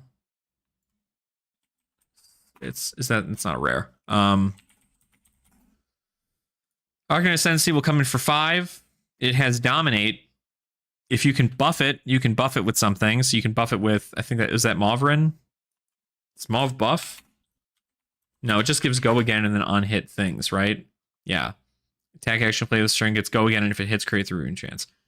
So that would be like the goal, is to stall Viz.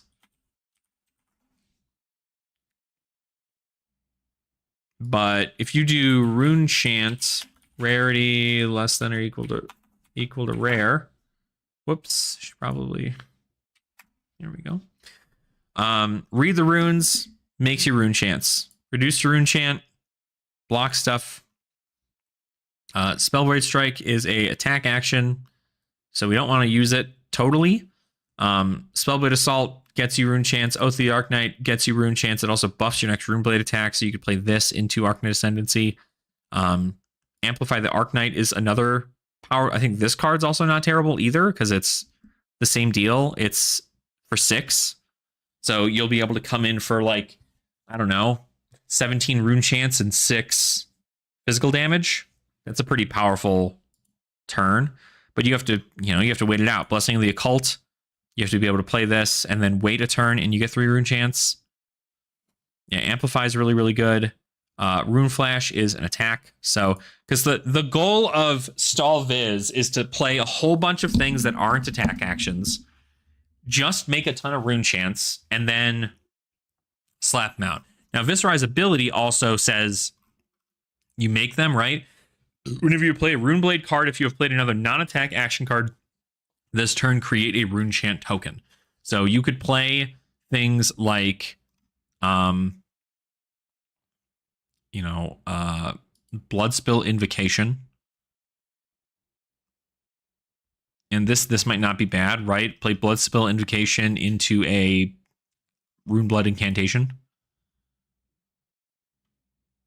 And then you get Rune Chant, and then also this, and so on and so forth. You have Runeblade, Runic Reaping, which just gives your next thing. The next Runeblade attack action card you play this turn, when this hits, create 3 Rune Chant tokens.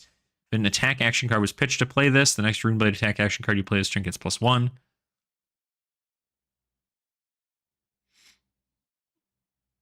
Bloodspill. Oh yeah, Bloodspill Invocate, yeah. Bloodspill is pretty good. And of course, this is, again, like if your hero is dealt damage, destroy this. So you get to have it up and block preferably, but you're also going to play like D-reacts and everything too, so.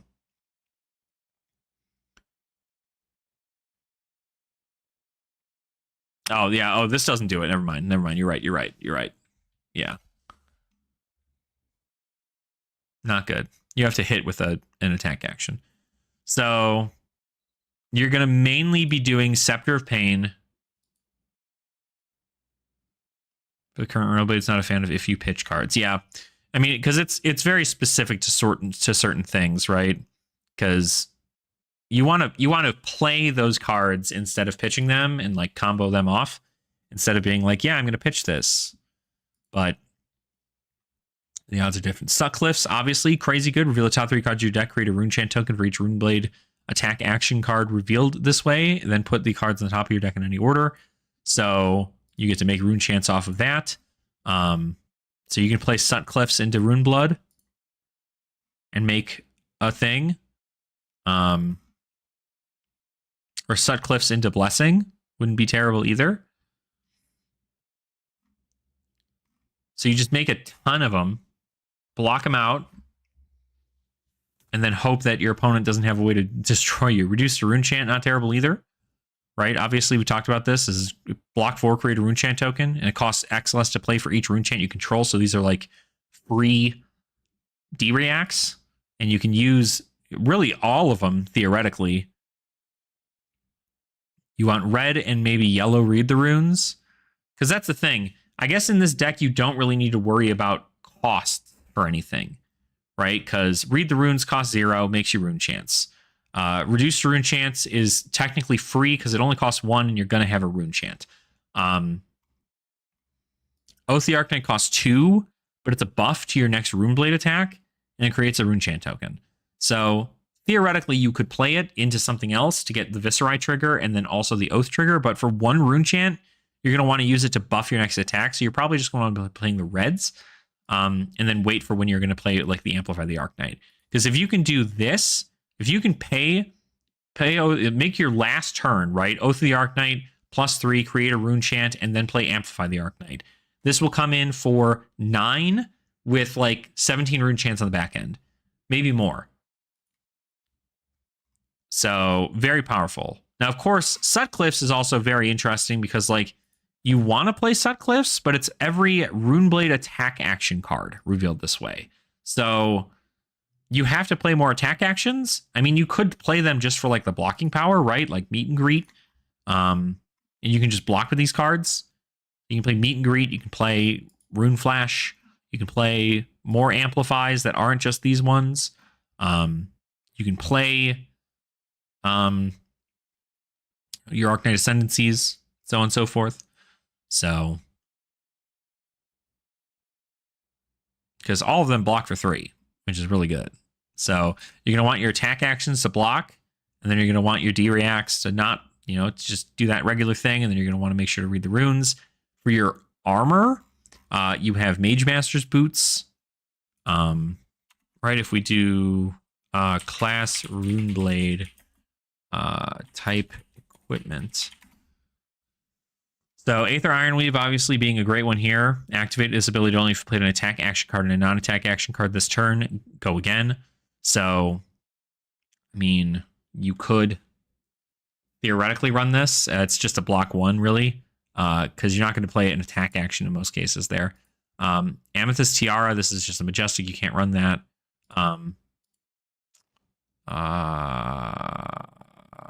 Suede's not bad. Target attack action card gains go again. We can't play Vexing. So this is also the problem, is a lot of the Runeblade equipment, so good, but not in common. Crown of Dichotomy is okay, right? AB, not terrible. Probably not playing Grimoire. Well, you can't play Grimoire either. So it's Aether Ironweave, Crown of Dichotomy, and Sutcliffe Suede Hide. You're probably going to trade this out for Mage Master's Boots.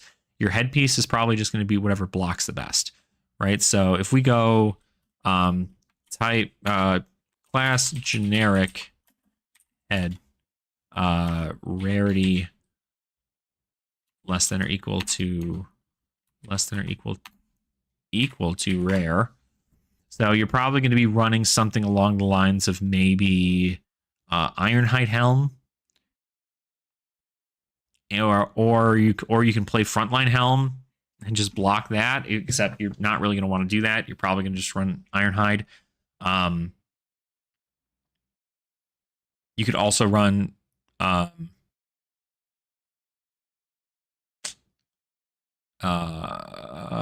you could run Sheltered Cove. This isn't terrible. Pitch 3, although this is a pitch 1 for 2 block. This is a pitch 3 for prevent 2 of anything. If you look at the arms,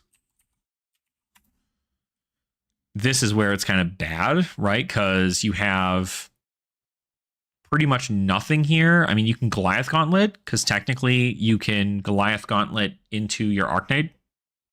So you can have this gain, you can have it gain +2. So you can Oath for +3, you can Goliath Gauntlet for +2, and then you can play your Arknight Ascendancy, come in for 10 Dominate with like 20 Rune Chance on the back. I feel like that ends games pretty well, right? The problem is you have to be able to block efficiently, and that's where all the D-reacts come in, playing like Unmovables and all this other stuff. So Goliath Gauntlet might be the choice for the arms piece, although, again, you kind of want to block.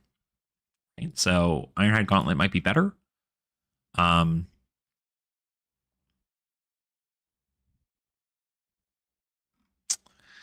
don't know. And then I think even like the chest piece might be interesting to change out too, because Blood Drop might not be bad.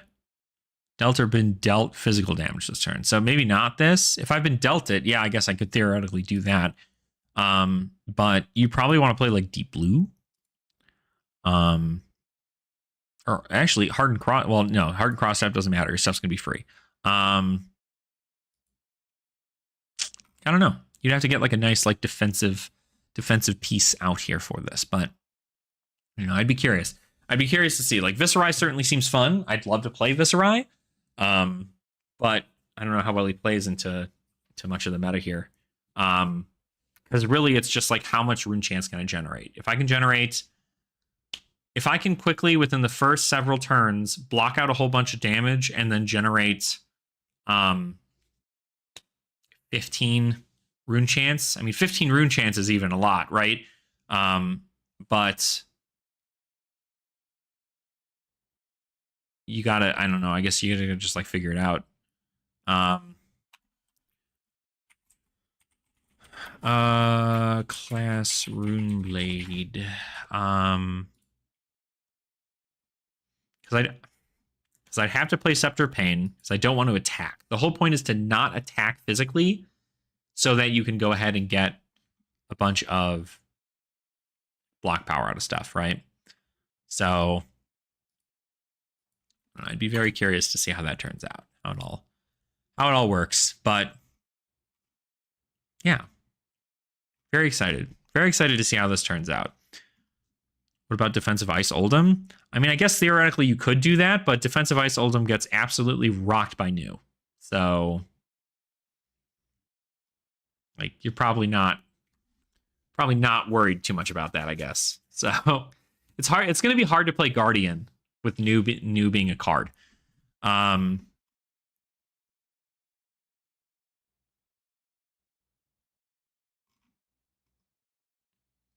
see.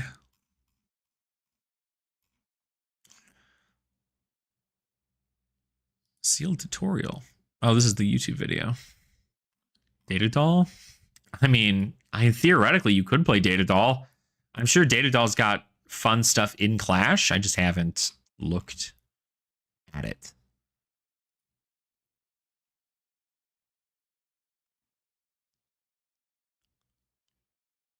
Oh. Let's look at this real quick. There's an errata bulletin that came out recently. Something that, oh, that's right. This is big here for those of you playing in Blitz and Classic Constructed. So let's just take a look at this here. Bonds of Attraction and Bonds of Memory. Bonds of Attraction and Bonds of Memory were originally designed with the goal that they should not trigger on the first card they banish, and you should only gain 1 health for each subsequent card you banish with the same name and color. However, because there is no such thing as the intervening if or triggered effects for Flesh and Blood, these triggered effects did not work as intended. This mistake led to an unintended and frankly unintuitive interaction where banishing 2 cards before resolving the trigger effects would lead you to gaining 2 HP off its base banishing effects. As such, we are issuing an errata to update the text to the cards to integrate the condition for checking the name color as part of the initial banish trigger condition. if changing if to and if to and. Note that you can still gain 2 plus health if you combine the bonds cards with other banishing effects like new. So Bonds of Attraction, when this hits a hero, banish the top card of their deck, then banish a card from their graveyard. Whenever this banishes a card and this has banished another card with the same color, gain 1 life. So whenever this banishes a card and this has banished another card with the same color, gain 1 life. So right now, if you attack, you banish the top card, and then you also banish a card from your grave. And if they happen to be the same color, you gain a life. As opposed to it being like, if the card on top is a red and then also the card in the graveyard is a red, you end up getting 2 life. So that's how they did it. Endless Arrow and Gaze the Ages. These 2 cards failed to be updated in a previous errata bulletin that addressed cards going into their owner's deck. To ensure that these cards work consistently with similar effects that put cards into the hand, arsenal, deck, pitch zones, we are issuing an errata to explicitly specify that they return to the owner's hand, not the controller. So Endless Arrow has, when this hits, put it into its owner's hand. Gaze the Ages is opt 2. If you played another wizard non-attack card this turn, put it into its owner's hand. Put this into its owner's hand. Weapon attacks and go again. Reality Refractor and Cosmos Scroll of Ancient Tapestry opened up a can of interactions that were previously only possible in games of UPF with Yorick. Specifically, you can use cards with base Go Again as weapons, and their Go Again would have been applied to their attacks as well. An example would be Burn Them All. Because Burn Them All has base Go Again, it stands to reason that all of its attacks as a weapon would also have Go Again. However, this severely limited the design space of auras, which were heavily restricted from adding Go Again onto certain auras or other cards for that matter, especially as those cards may be used to produce attacks with Go Again. As such, we've updated the rules where the attack, not the original weapon or otherwise, must have the Go Again for the attacker to gain the action point. This does come with the non-functional errata for the following cards to ensure they function as intended under this update in the rules of the game. So Harmonized Kodachi, 1 per turn. If you have a card in your pitch zone with cost 0, this attack gets Go Again. This card's attacks get Go Again. Mandible Claw, already reprinted in heavy. If you discarded a card with 6 or more power this turn, this card's attacks get Go Again. If another weapon you control has gained Go Again this turn, this card's attacks get Go Again. Searing Emberblade, if you control 2 or more Draconic attack links, this card's attacks get Go Again. So they make it specific to where the attack gets Go Again for the weapon, as opposed to the weapon gets Go Again. So it makes sense. Iron Song Determination, Go Again. No errata for these cards, though, right? This is kind of the big deal here. I'm not sure if you know. Enchanting Melody, this card, a lot of people were like, well, this is supposed to be ward, right? This is supposed to have ward. And because it says right here, if you would be dealt damage, instead destroy Enchanting Melody and prevent 4 of that damage. That is a ward ability in its actual effect, but that doesn't have the term ward because ward was not a thing in the game yet. And so that's where they changed it. So everybody's just like, oh, okay, Enchanting Melody. This is going to be a card that you're going to play because it's going to be really, really good. But there's no errata for these cards. So we would like to apologize for any misunderstanding caused by the card's database beta, which showed the true text of Enchanting Melody as having ward and Down and Dirty as having ambush, right? Because Down and Dirty, you can block with it in your arsenal, therefore being ambush, right? The true text for this card's database has been developed over a long period, and during the review, we had considered errata for the following cards to update them to match the relevant keywords. However, we've ultimately decided against issuing an official errata for these cards at this time. Errata are not issued lightly, and large relevant changes such as this, where text is replaced entirely, cannot be made in good conscience without having physical cards that do what they say to back them up. It was our mistake to have left this text in the card database without an official errata, and have since updated the true text to its correct form. We will consider an errata if/when we reprint these cards. So, yeah.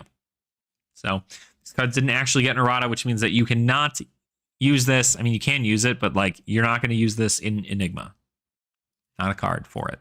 Down and Dirty also doesn't have ambush, but it does still get to defend with it in its arsenal, if it's in the arsenal. So, yeah, so that's another thing. We get to do that. Talk about that there. What's another thing I want to talk about? We're running about 2 hours, so I need to probably going to call it here in a bit.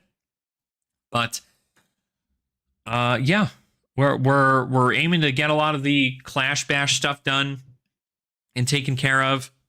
I want to make sure that is all done. I know we have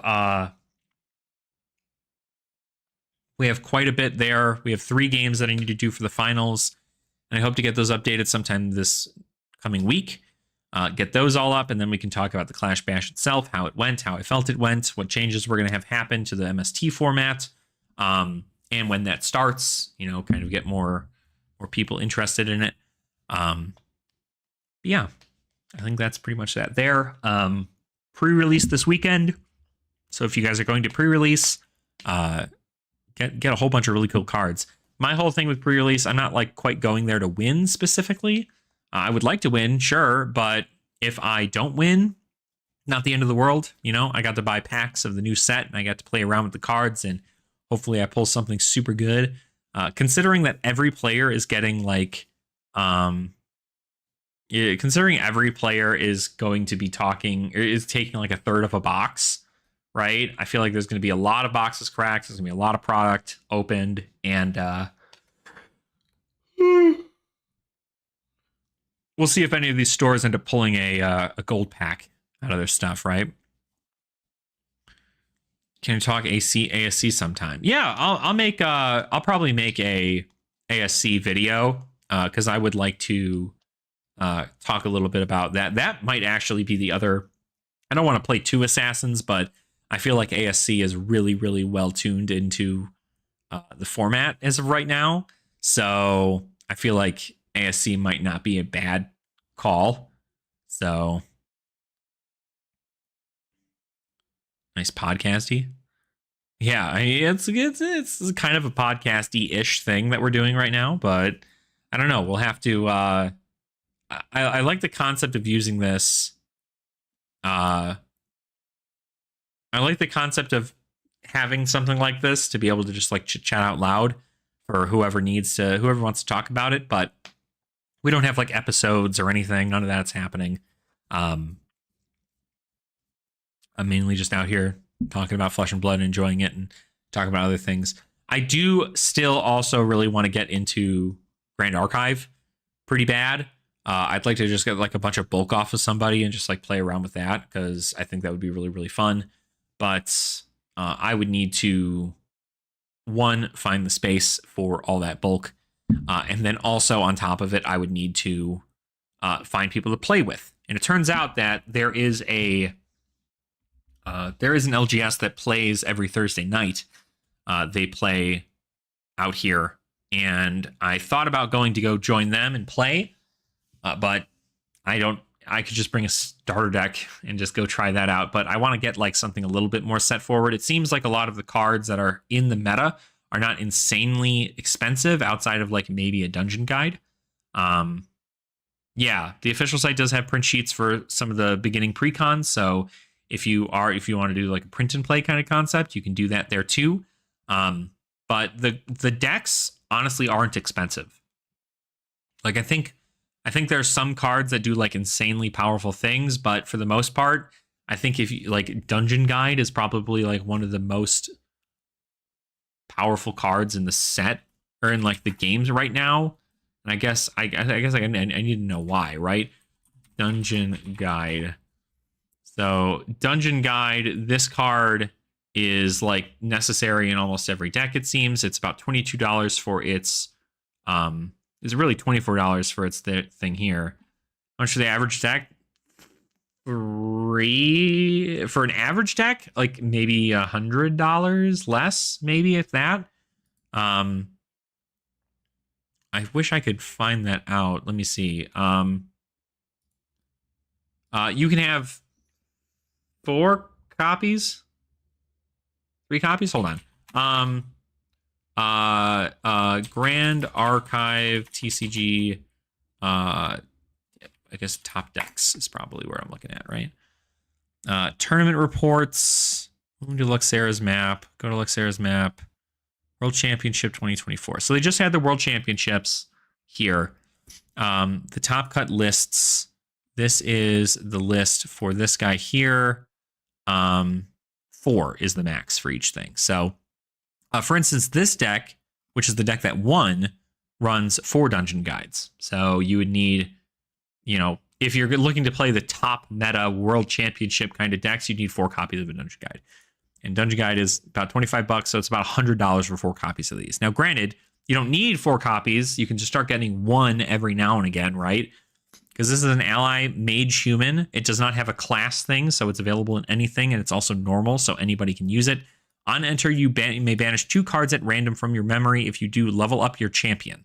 So your champion will gain... your champion levels up into a compatible champion card from your material deck, ignoring materialization costs. So what this does, especially in this deck here, with it being a level deck, you want to get your guy to your highest level if possible. So you play your Spirit of Fire, and then you can play, Lorraine without having to pay your level up cost. So that keeps cards. It banishes 2 cards in your memory, so it's almost like paying for it, but you can do it outside of your materialization step, which is pretty powerful. But there are some cards that are just like really, I guess, Resolute Stand is pretty powerful. You run 3 of these here in this deck. Fast Cure. Creative Shock's a common. But there, Ghost of Pendragon, I think, is a busted card too, if I recall correctly. Fire Arcane Rye is another card that really uses Dungeon Guide pretty well. Yeah, Dungeon Guide. How many of these decks use Dungeon Guide? Dungeon Guide 4. Dungeon Guide. No Dungeon Guide in this deck. And this is a Tenoris. Yeah, Win Tenoris Allies. This uses Dungeon Guide. This uses Dungeon Guide. This uses no Dungeon Guide. Yep, right there. And then Library Witch also. And then this one is the other top 8 deck, and this also uses Dungeon Guide. So 7 out of the 8 decks in the top 8 for the World Championship use Dungeon Guide. So it is a powerful deck. Or powerful card. You like Star Wars Unlimited? See, I don't know. I don't think I could get into Star Wars Unlimited. I feel like it's just maybe I don't know enough about how the gameplay works and everything, but I just don't. It's weird to me because I don't like when certain IPs try to like branch into stuff. Like that's why I'm not like a huge fan of Disney Lorcana, because I don't like the Disney stuff just doesn't like it's a direct like this is just Disney stuff. Star Wars Unlimited is just Star Wars stuff. And as much as I love the Star Wars universe, I don't think I could play the game. Like the cards don't look very fun to me or like good. They don't look good to me. And I'm sure it's like an intricate gameplay style, but I just don't think it's for me. This definitely seems a lot more for me because again, like this and also Flesh and Blood play more like an RPG to me, right? You level up your character gets stronger as the time goes on. You have powerful equipment you can put into your character.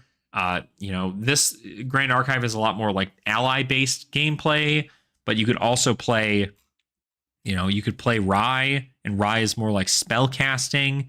You get to kind of just go in and slam down a whole bunch of spells into shit. And I don't know. I just like the more RPG theme a card game is, the better. And like I just don't feel like Star Wars does that for me. So the anime art style is different to me. So yeah, I don't know. I'm a sucker for an anime art style. It's something I was actually just talking about yesterday with Geeks First. I was actually talking to him about there's 2 kinds of people, right? There's 2 kinds of people in the TCG world. There's people who like anime art, and there are people who do not. And so there's normally not one person who likes both in that same realm. And I like both. I think both arts are, both of the games do very, very well. But like you see anime art in Flesh and Blood also. You see anime art in here, but like obviously Grand Archive is way more anime art than Flesh and Blood is. And like Magic also doesn't have a lot of anime art, but there are anime art style cards, or at least like Japanese art style cards. And I feel like that's like my vibe. I love the cards because they're super pretty. I love that art style. And that's why I like it too, right? Because nothing wrong with having a waifu. You know what I mean? Trauma's about being bullied for anime, and that's fair, I guess. If I like a game, I don't give a butt. But I prefer non-anime art. Yeah. Well, luckily, you can always just fight your bullies and say, "Hey, I'm going to play this game," because I think everybody who plays Grand Archive probably also likes anime. So, but yeah, view this event on Omnidex. Oh, you can just look at this here. Well, that's helpful.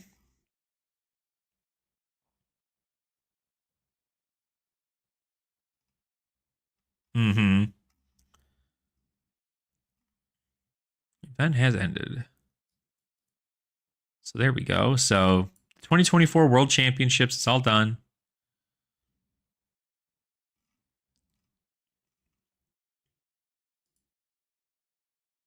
This is the Swiss 7 rounds matches.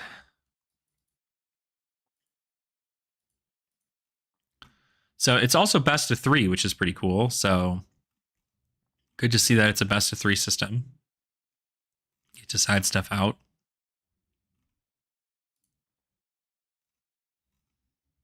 I like a little best of 3.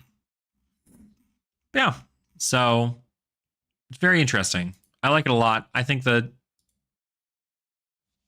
don't know. I think the game's fun, but I don't know how I'm going to be. The only way I'm going to even think about getting into it is if I go on Thursdays, right? So there is an event happening tonight. I'd like to do it, but I have work tomorrow, so I'm not going to be able to do it. But that's fine. Not the end of the world. I am going to go ahead and I'm going to end the stream here. We have done our due diligent 2 hours of stream. Just as a heads up, we are almost at 1,800 subscribers. The Dice Commando, collab,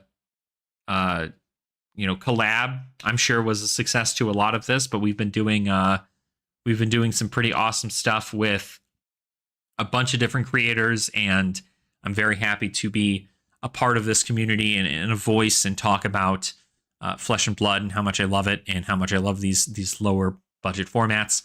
And there's more to come. We're slowly growing more and more. Our eventual goal is 2,000. We're going to do a little giveaway there. I hope by the end of the year we hit 2,000. But I hope that we can hit 2,000 in, a couple months. I think that'd be crazy. Right now we're on the path of about somewhere between 10 and 14 subscribers a week. So go to sleep now. Okay. All right. Sounds good, Tomas. Well, have a good night. Take care. Yeah, I'm going to get out of here too. But just want to talk about how proud I am of you guys. Thank you guys so much for watching. If you guys are watching this VOD and you're one of these new subscribers to the channel, thank you. Right. I appreciate it a lot. We're growing day by day. I do have more and more content soon to come out for you guys. Obviously, our new season for the Clash Bash is soon to happen here too. Once I get all my cards, we'll be able to do more playing. But right now, just keep enjoying the content. Let me know what you guys think about it. Let me know in the comments down below for this video if you guys have any suggestions for topics or videos or things like that. I'd love to go ahead and chit-chat about that. But we're going to get into some deck lists, and we're going to talk a little about that. I'm going to get some people together and talk more about Clash and Commoner, and then we're going to kind of move on from there. But yeah, so thanks guys so much for watching. If you wanted to go ahead and support the channel in a super awesome way, you can become a channel member for a decent amount or whatever. Have a nice day, man. Don't like talk about. Oh, well, not a problem, Grim. Hey, listen, man. Even if you're lurking, thank you so much. Right? Seriously, I appreciate it. I'm happy that you had a great time coming in here. And anytime anybody just wants to come in and hang out, don't be shy. Also, if you do ever want to chit chat, I'm here. We're here to hang out. So this is why I like doing live streams, is because I get to talk with you guys directly instead of just waiting for YouTube comments. Also, but. Yeah, so like I said, if you guys wanted to support the channel in another way, you guys can also become a channel member. We do have channel member exclusive content. I like to make a video sometimes like once every other week talking about some market stuff for Flesh and Blood and, talking some other things that I tend to probably just keep towards that level. I want to keep a lot of my main focus content on the entry of the games that I love and the beginner aspects and deck lists and getting people hyped for other formats.